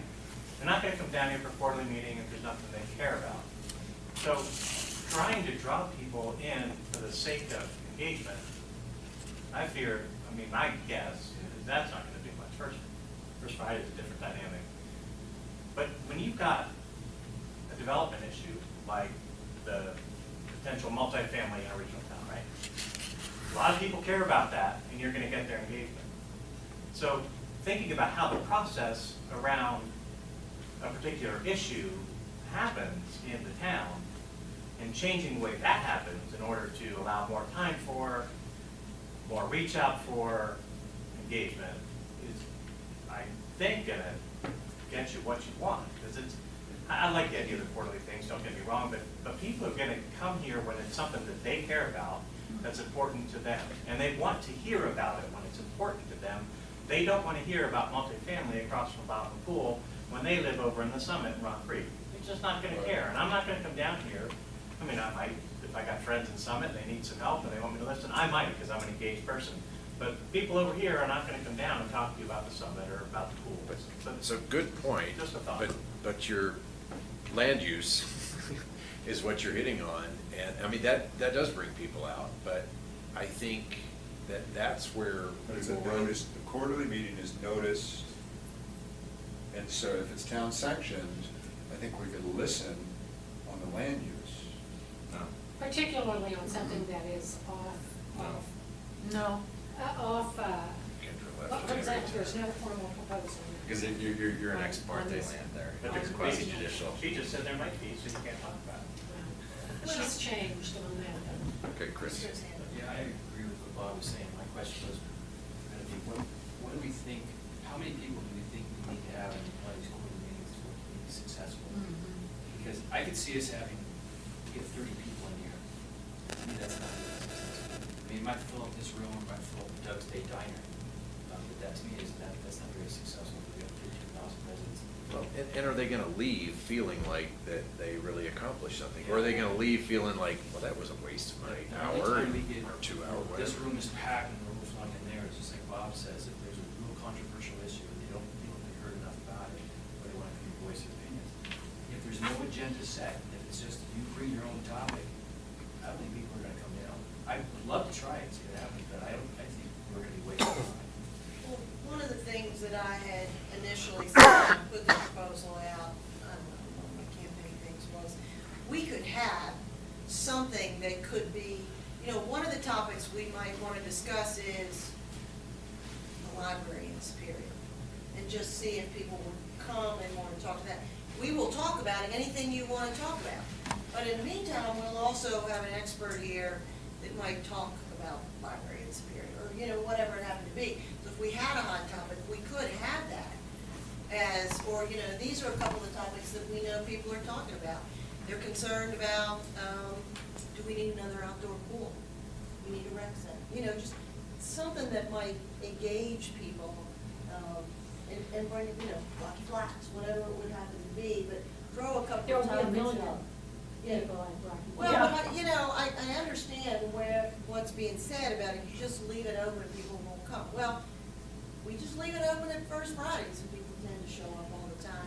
But at one point, there weren't a lot of people coming to First Fridays, and Deb was throwing topics out. Yeah. I know one time we had a discussion on what did we want in the parks, the new park, and people showed up and talked to us about it. So there have been, you know, so we might have to think about maybe the first couple of ones, we throw a topic out. It could be And then informational. people see. Gladys had something that, did you want to add a comment? You need to have the meetings with trustees, or get the staff, or get the recording, because that's gonna cut Yeah, people. that could be, that could be. You record it, Recordings. you're not gonna get them, and they know it. I think that anytime that we can actually have trustees available for residents to come and talk to, even if we only get 5, or we get 15, or we get 55, I think it's a good thing. And then, and we don't have to be that everybody has to be there every time. It's just like First Fridays. And for a long time, I didn't always go when Deb had it before. I wasn't a trustee then, but I would occasionally go.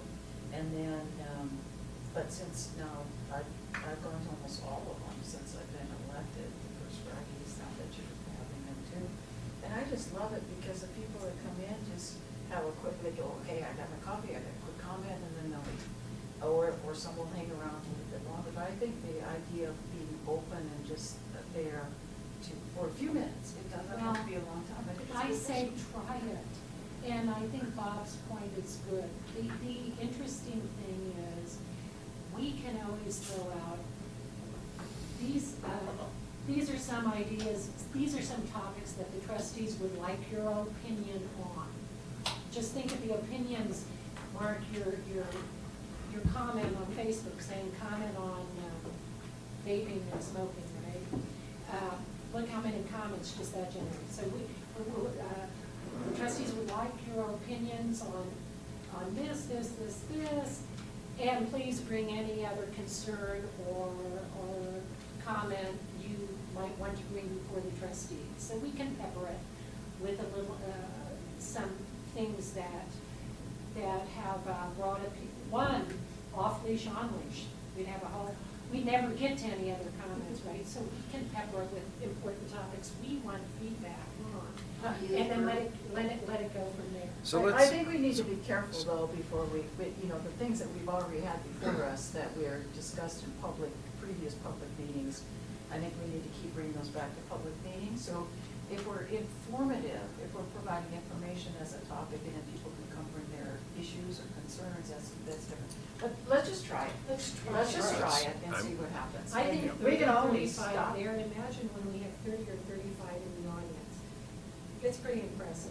So if we get 30 to 35 people, I'm happy with that. And I think when you get that many people, it's be more of a small group discussions Yep. too, rather than Yep. having a big table. What everybody's trying to happens talk. is, Yeah. when you have more trustees, topics, they start going over each other, and then everybody breaks up into their little group. Mhm. You'll take some, you'll take some, whatever.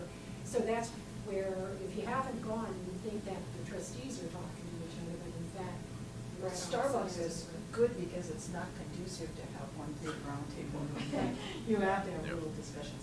Okay, so. Okay, so- We're so- okay with that? I got something else I wanna. Okay. Not that particular, not the. we're gonna continue So just First to wrap, Fridays. so to wrap yeah. those two thoughts, continue with First Fridays, and I like the idea of maybe having a co-host and rotating the co-host, and I think that will perhaps draw some in that haven't done it, Do you and want to just limit it to 2 trustees, 2 co-hosts, or do you want to keep it open to the broad board? Yes and yes. No, so the co-hosts are 2, and then other Anybody people else can wants to come, come? but you still, so I think the idea to say, you know, to bring in other people that probably haven't, you know, so we have a co-host, two people co-host it, and then if others want to show, we can. yes. With the caveat that what Kendra said, that Absolutely. any of the trustees who are going to be at the First Fridays inform the board during the meeting, so we've got that cure Right. procedure where Right. We always. we're not in open meeting violation Right. territory. And if any time, like we've had the discussion already, if anybody says to us, I want this, or it's gonna be on the Monday night meeting, you say you need to come back to public meeting. And if we just shut them down at that discussion and then have it be what is supposed to be an informal discussion about things that are on their mind as a resident. Jim Okay. always wants somebody to talk to him, pull Jim into your meetings, and then they'll come and talk to him. Yeah. Okay. So then the quarterly, general consensus to go with that, I'm good with that as well. Do we want to do one in first quarter? Do we want to go dive right in? Yes. Might as well, Yeah, okay. it can't be around spring break, so February. So is it February? The second February month. is probably a good time to do it. Second month, second Friday. So why don't we, maybe we'll circulate some emails about thoughts on dates, and we can kind of drill down on a February date for that, and we can have some individuals kind of work on locations, and I'd like us to, not to dump this on staff and say, figure this out. I'd like for us to really do as much of this as we can. I mean, once we get all the details figured out, then we'll let them do the e-blast, but I think this is, you know, board-driven, so I think we should figure out the location, figure out the nuts and bolts of it. Can we narrow down if it's gonna be a morning or afternoon or a weekday or weekend? I think evening, I mean, what I I'm think hearing the is, original one's trying to do it in the evening, that would be my thought. yeah, I mean, it seems like we got the mornings. I would like to, in somewhat, and maybe the second one be a Saturday morning, where, Sure, I just think that's a good idea. okay. Is there any chance that, you know, maybe I'm overstepping my bounds here, but could Kirsten Germendi, she's a PR professional, could she help? I mean, you know, I don't mind taking the lead on trying to make this happen, but I'm not a PR professional. Could we use her expertise to help us figure out how do we do this in the most effective way? You know, when she did She was the MC for the forum that Mark and I did. She did a masterful job of drawing people out and getting the conversation moving, and, you know, maybe even for the first one, do we use somebody like her to help generate, I mean, I don't know, but I also, she's a pro, and she might be able to help us make it be effective until we get it going. I think she was great during the forum. One of the things that she did was she kept the conversation going and gave equal time to equal candidates. But it was a formal forum, and I think here what we really want to have is another opportunity on an informal basis to talk to the residents, to be available and receptive. And I think a moderator in a situation like that, at least with the first one, isn't the right call. I think we should just try and see how it goes, have the conversations, and learn from it, and then make any modifications that we need to make after we have the first one. We're all professionals, we should go figure this out. Okay. Not saying anything about the moderator, but I don't think this is a forum for that. Okay. This is a discussion. We want to try to take this one step further. Agree that it's in the evening, and then pick a date and a time. We'll throw out Thursday, February 23rd at 7 p.m. Can we put that on the table and then respond by email to you? Well, Clint is saying, let's keep it off staff, and there's no better time than the president. We're going to keep this. We're all out. here. I Yeah, think while it's we're gonna here. We're work, all but I here. have to check. Definitely would not work for me. Will not. March 2nd? Thursday, what, well, never mind. So Tuesdays and Thursdays are really tough. The first Wednesday of each month is tough. The second, fourth month is tough. Anything else? So Chris? it's, is it, Days that end in Y are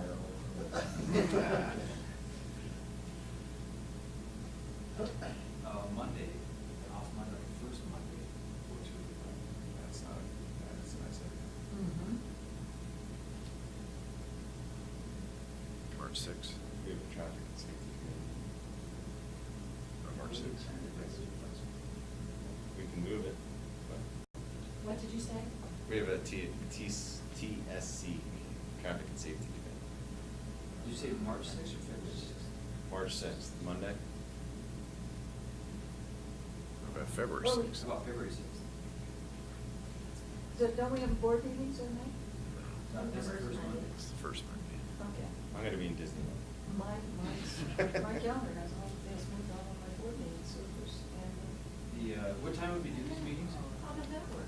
So that when So I went if we to did it at Zoom- 7, I'm betting if we moved that traffic and safety meeting at the same time, we could do it at I think it's, 5 even.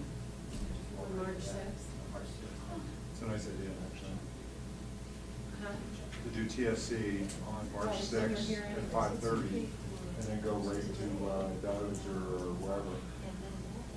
Wayne's, Shall we shoot either for way. that and everybody look it over and put any Okay. any conflicts in quickly? Okay, so March 6th, tentative. And then, can somebody just volunteer, one last thing, somebody volunteer to check out with Wayne and Doug? I think Sandy volunteered.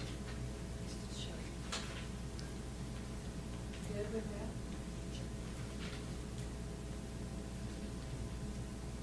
Okay.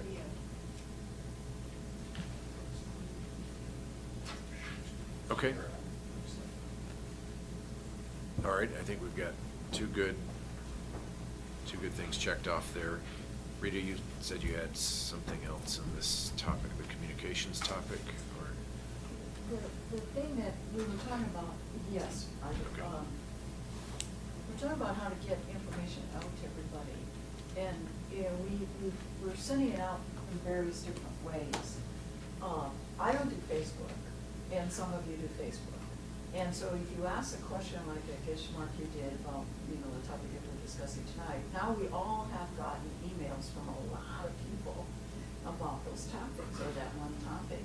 And so then we sit here and we talk about what's public and what's gonna be part of our discussion and what isn't, and how we see it and all that. And then I think about, okay, so you all will send something out on Facebook and ask people to respond. we'll send something out on the CAC, which has how many people on it now? 400 people on the CAC. I'm not on that anymore either, because I refused to go on that after 2 different times of being, it's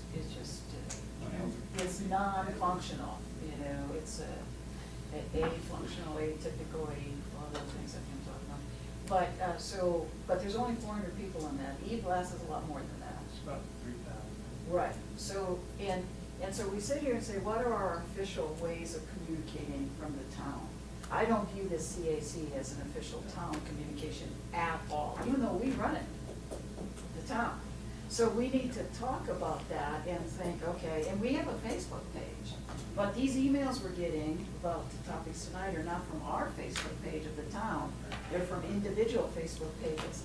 So I would just like us to kind of collectively discuss this and understand when we say we're gonna communicate to the town about town board issues of interest or meetings or request things from residents, I think it should be done through the official town communication devices. I'm not saying that you shouldn't do what you're doing, I'm just saying that not everybody participates in Facebook.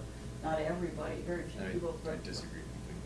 Can I? Okay. Oh, no, disagree that not everybody communicates via Hold on, Facebook? so Kevin and then Sure. Mark. I think we need to consider, there's probably a legal term for this, but the route. So I agree with some of what you're saying. The difference, and I hate using exact examples, so I'll apologize in advance if I'm not careful with my words. I think Mark's Facebook posting was perfect.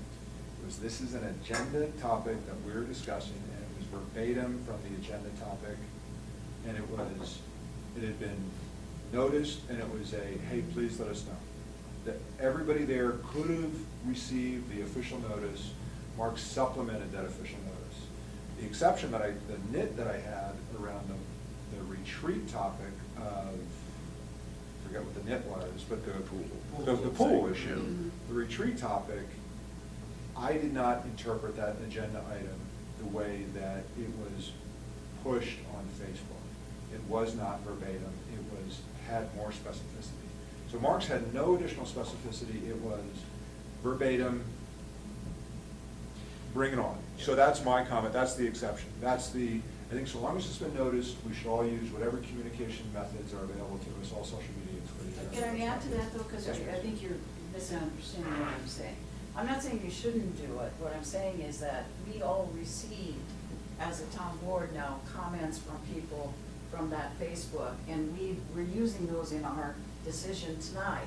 And there are a lot of people that weren't able to participate or know about that. The only way they would have known is if they actually saw it on the E-Blast, the agenda item, but they didn't see that extra question that came from Mark. So I'm not saying you shouldn't do it, I'm just saying it's a smaller subset again, just like the CAC, there's only 375 people on that. So I'm asking the question that we got all these emails to the town board based on your question on Facebook, which I'm not saying is wrong, I'm just saying. I also posted on CAC. Right, and now, so we've got all of those, but there are other people, well, I'm just saying, is that the So, official Mark and- discussion?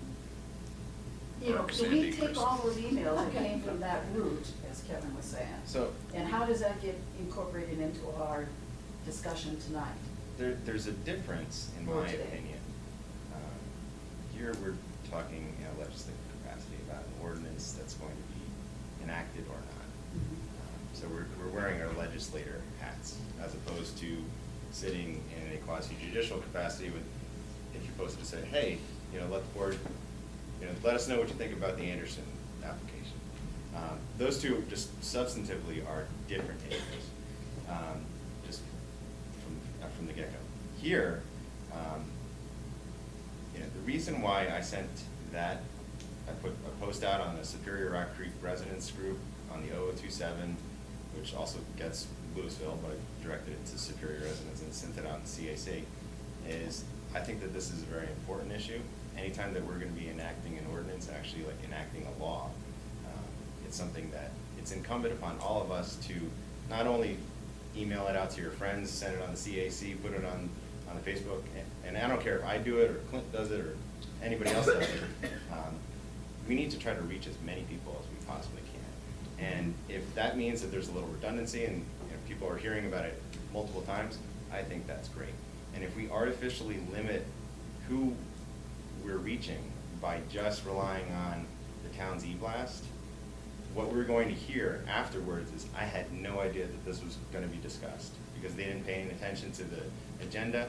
They didn't actually read to see what the ordinance was actually going to say, what it was going to do. And I think it's incumbent upon us as representatives of the people to make sure that they're being adequately represented. And part of that is going above and beyond just the e-blast and explaining, this is what's coming before the board. If you're interested, let us know what you think.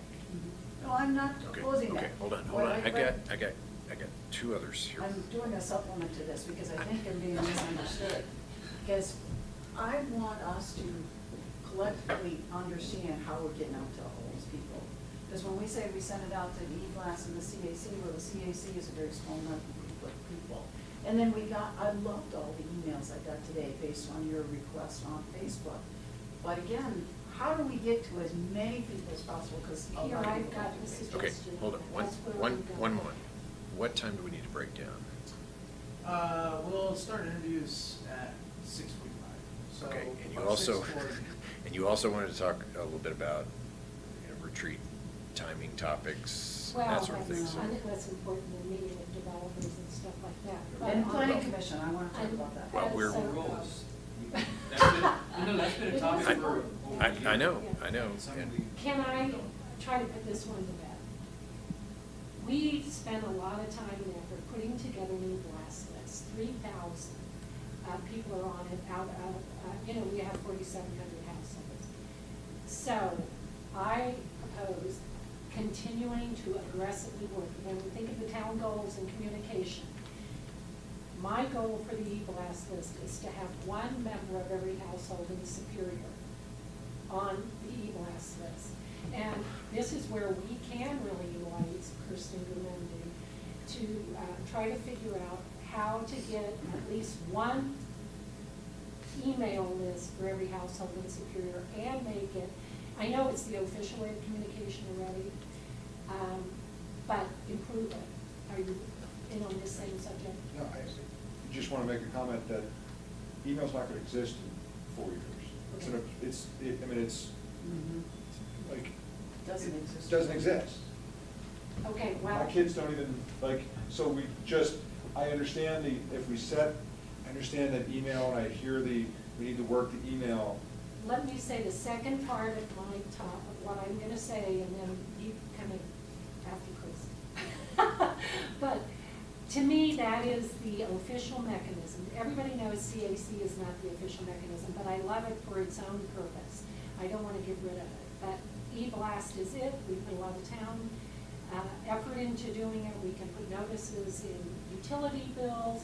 I agree with the postcard, Mark, and I agree with your comment that it was too laden with information, so people didn't know what to respond, which of those links to respond to. But if we put one out that says we want at least one address from everybody on our e-blast list, I think we might get closer. So I agree with that.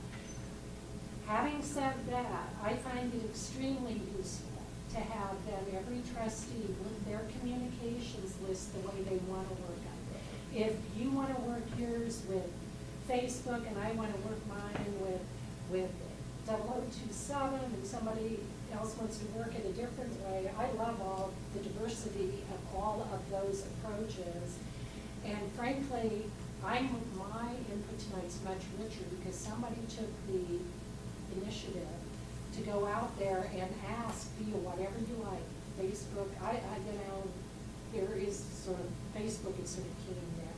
But you worked your individual Facebook list to ask for input and you got it, and I'm more prepared tonight as a result of it. So I love that, but I also love having a town-driven mechanism. And that may be continuing to build out e-blast and figuring out how to use our own town Facebook account much better than we do. Let's go with Chris, and then let's do. I'm done. I just wanted to point out the email. Please, Chris, go. Okay. The only comment I had was, I mean, you had said that if we make a decision on all this concept, we have received any further emails. And I would hope that we wouldn't be basing our decision before we have discussion with the rest of the board on this smoking issue, because again, 30 residents is hardly a good representation. Right, right. I Okay. agree, but it's more information than I'd have otherwise. All right. I know we could probably talk another 2 or 3 hours on this topic, which would be good discussion, but let's try to chip away at 1 or 2 more of our list that we're not going to get to all of it anyway. But home rule is a timely thing because I think we're at the point where we have to say, do we want to try to hit this timeline that Kendra outlined in her memo or for 2017, or do we like it sort of, but we need to figure it out and maybe try to hit that for 2018? I mean, I think that's kind of where we are. Where we left it last time was we were going to organize a committee to reach out to the residents and really determine if this is the direction we want to go. Yes. Before getting to all this other stuff about. I agree. going forward. So how can we make that happen? Or, well, Maybe first that's of all, the first topic for our first quarterly meeting. well, Yes, is that, I I mean, agree. is the board, Say it louder, Rita. I don't think I need to say it. is the board in support, is the board in support of that direction, getting a citizen committee together to explore this topic?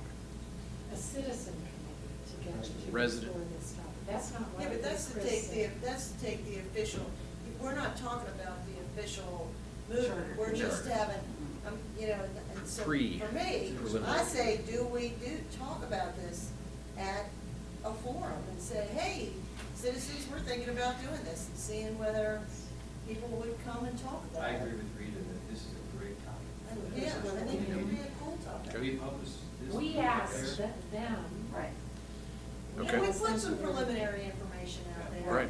We need to educate the Yeah. public about what home rule is, Yes. why it's important, and why we're considering it. Because Right. otherwise, people are gonna say, what's home rule and why do I care?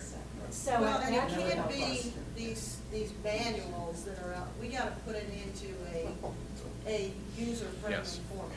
Yes. Well, in that quarterly meeting, I love the quarterly meeting concept for this, but it does take on a little bit of a different tenor then, because there will be some need for maybe staff to start the meeting out with the elements of home rule and what it is, and then it becomes public input. You know, so we've got to be flexible, but I love the idea of the, when did we say March, whatever, 6th? There's no trustee that thinks it's a terrible idea, right? Everybody's directionally supportive? Right. I am cautiously supportive of a 2018 target date. I am not sold on this being a priority for the town, given all of the intensive priorities we have. Because moving to home rule is a hugely intense project. And given what we've got going right now, I'd like to move slowly. I agree that we should move slowly, not as much in a hurry to try and get something made by the election this year, as opposed to really painting a good picture of this and why we need to do this and educating our community thoroughly, get everybody on board to do it as a smooth. Agreed. So I think that I agree. No, and moving any faster would be counter to that effort, so Where I I agree. modify what Chris said, my opinion is, I'm not ready to say we should do this. I'm ready to explore whether or not we should do this. So I'm not where he just said. He said we I should. am though. Yeah, he said we should inform the community why we want to do this. I'm saying something different. I Well, will we're all explore saying it that further. it's not this year that we can get it done, so we start the work this year. And if we Shooting end for up going 2018. forward, it would be sometime in 2018 when the elections would happen. But nobody's against, so you're just cautious. I'm not against, I'm cautious. I am yet undecided. Okay. In the middle of the road, you should Yeah. walk. All right, are we good with, You get hit by a car. good with, okay. Okay. Good with home rule, good with making that a quarterly topic, I like Right. that, okay. Mhm. All right, broadband timeline was on the agenda. I think this would be a very quick one because we've got an RFP out, we're getting one out. and- Paul, Doesn't look bad. He's been working on an RFP, release this month, I think. Hopefully. Release it as early as Wednesday. Isn't there a morning, meeting tomorrow morning? Yes. There's a meeting tomorrow morning at 8 o'clock. So that's why staff was waiting to give any additional input. Well, when you got an RFP that you're releasing To companies that would do this feasibility study. oh, okay, just do a Just feasibility study, like the consultant, like Foresight that we're gonna talk to tomorrow. We've got 6 people who've been knocking on our door, Oh, four sure. side, we will, and then we typically, with all our RFPs, advertise on a regional professional kind of bulletin board as well. Yeah, I think if what we just need to state is that, so we're all on the same page or the same screen here, is that there's no plans in the immediate future for the town of Superior to provide broadband to its residents. That election has nothing to do with directing us to provide broadband as a town. What we have now is the right to do it if we want to. So, But we have no idea if it's feasible, who would pay for it, how would it be paid for, who could participate, who couldn't participate, any of that Right. is a long way off I yet. think the voters got that.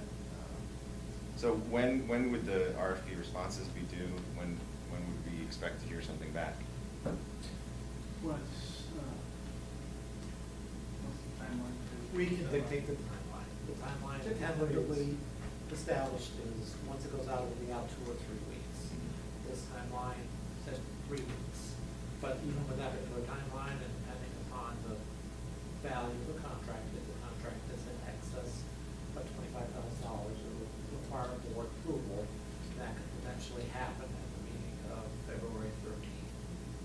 And work starting shortly thereafter. That's the most aggressive timeline. And are we putting in a time frame in the RFP for how long the study needs to take, or is that up to the contractors that are responding to the RFPs? We have not, I have not drafted in that fashion, but we certainly could try to.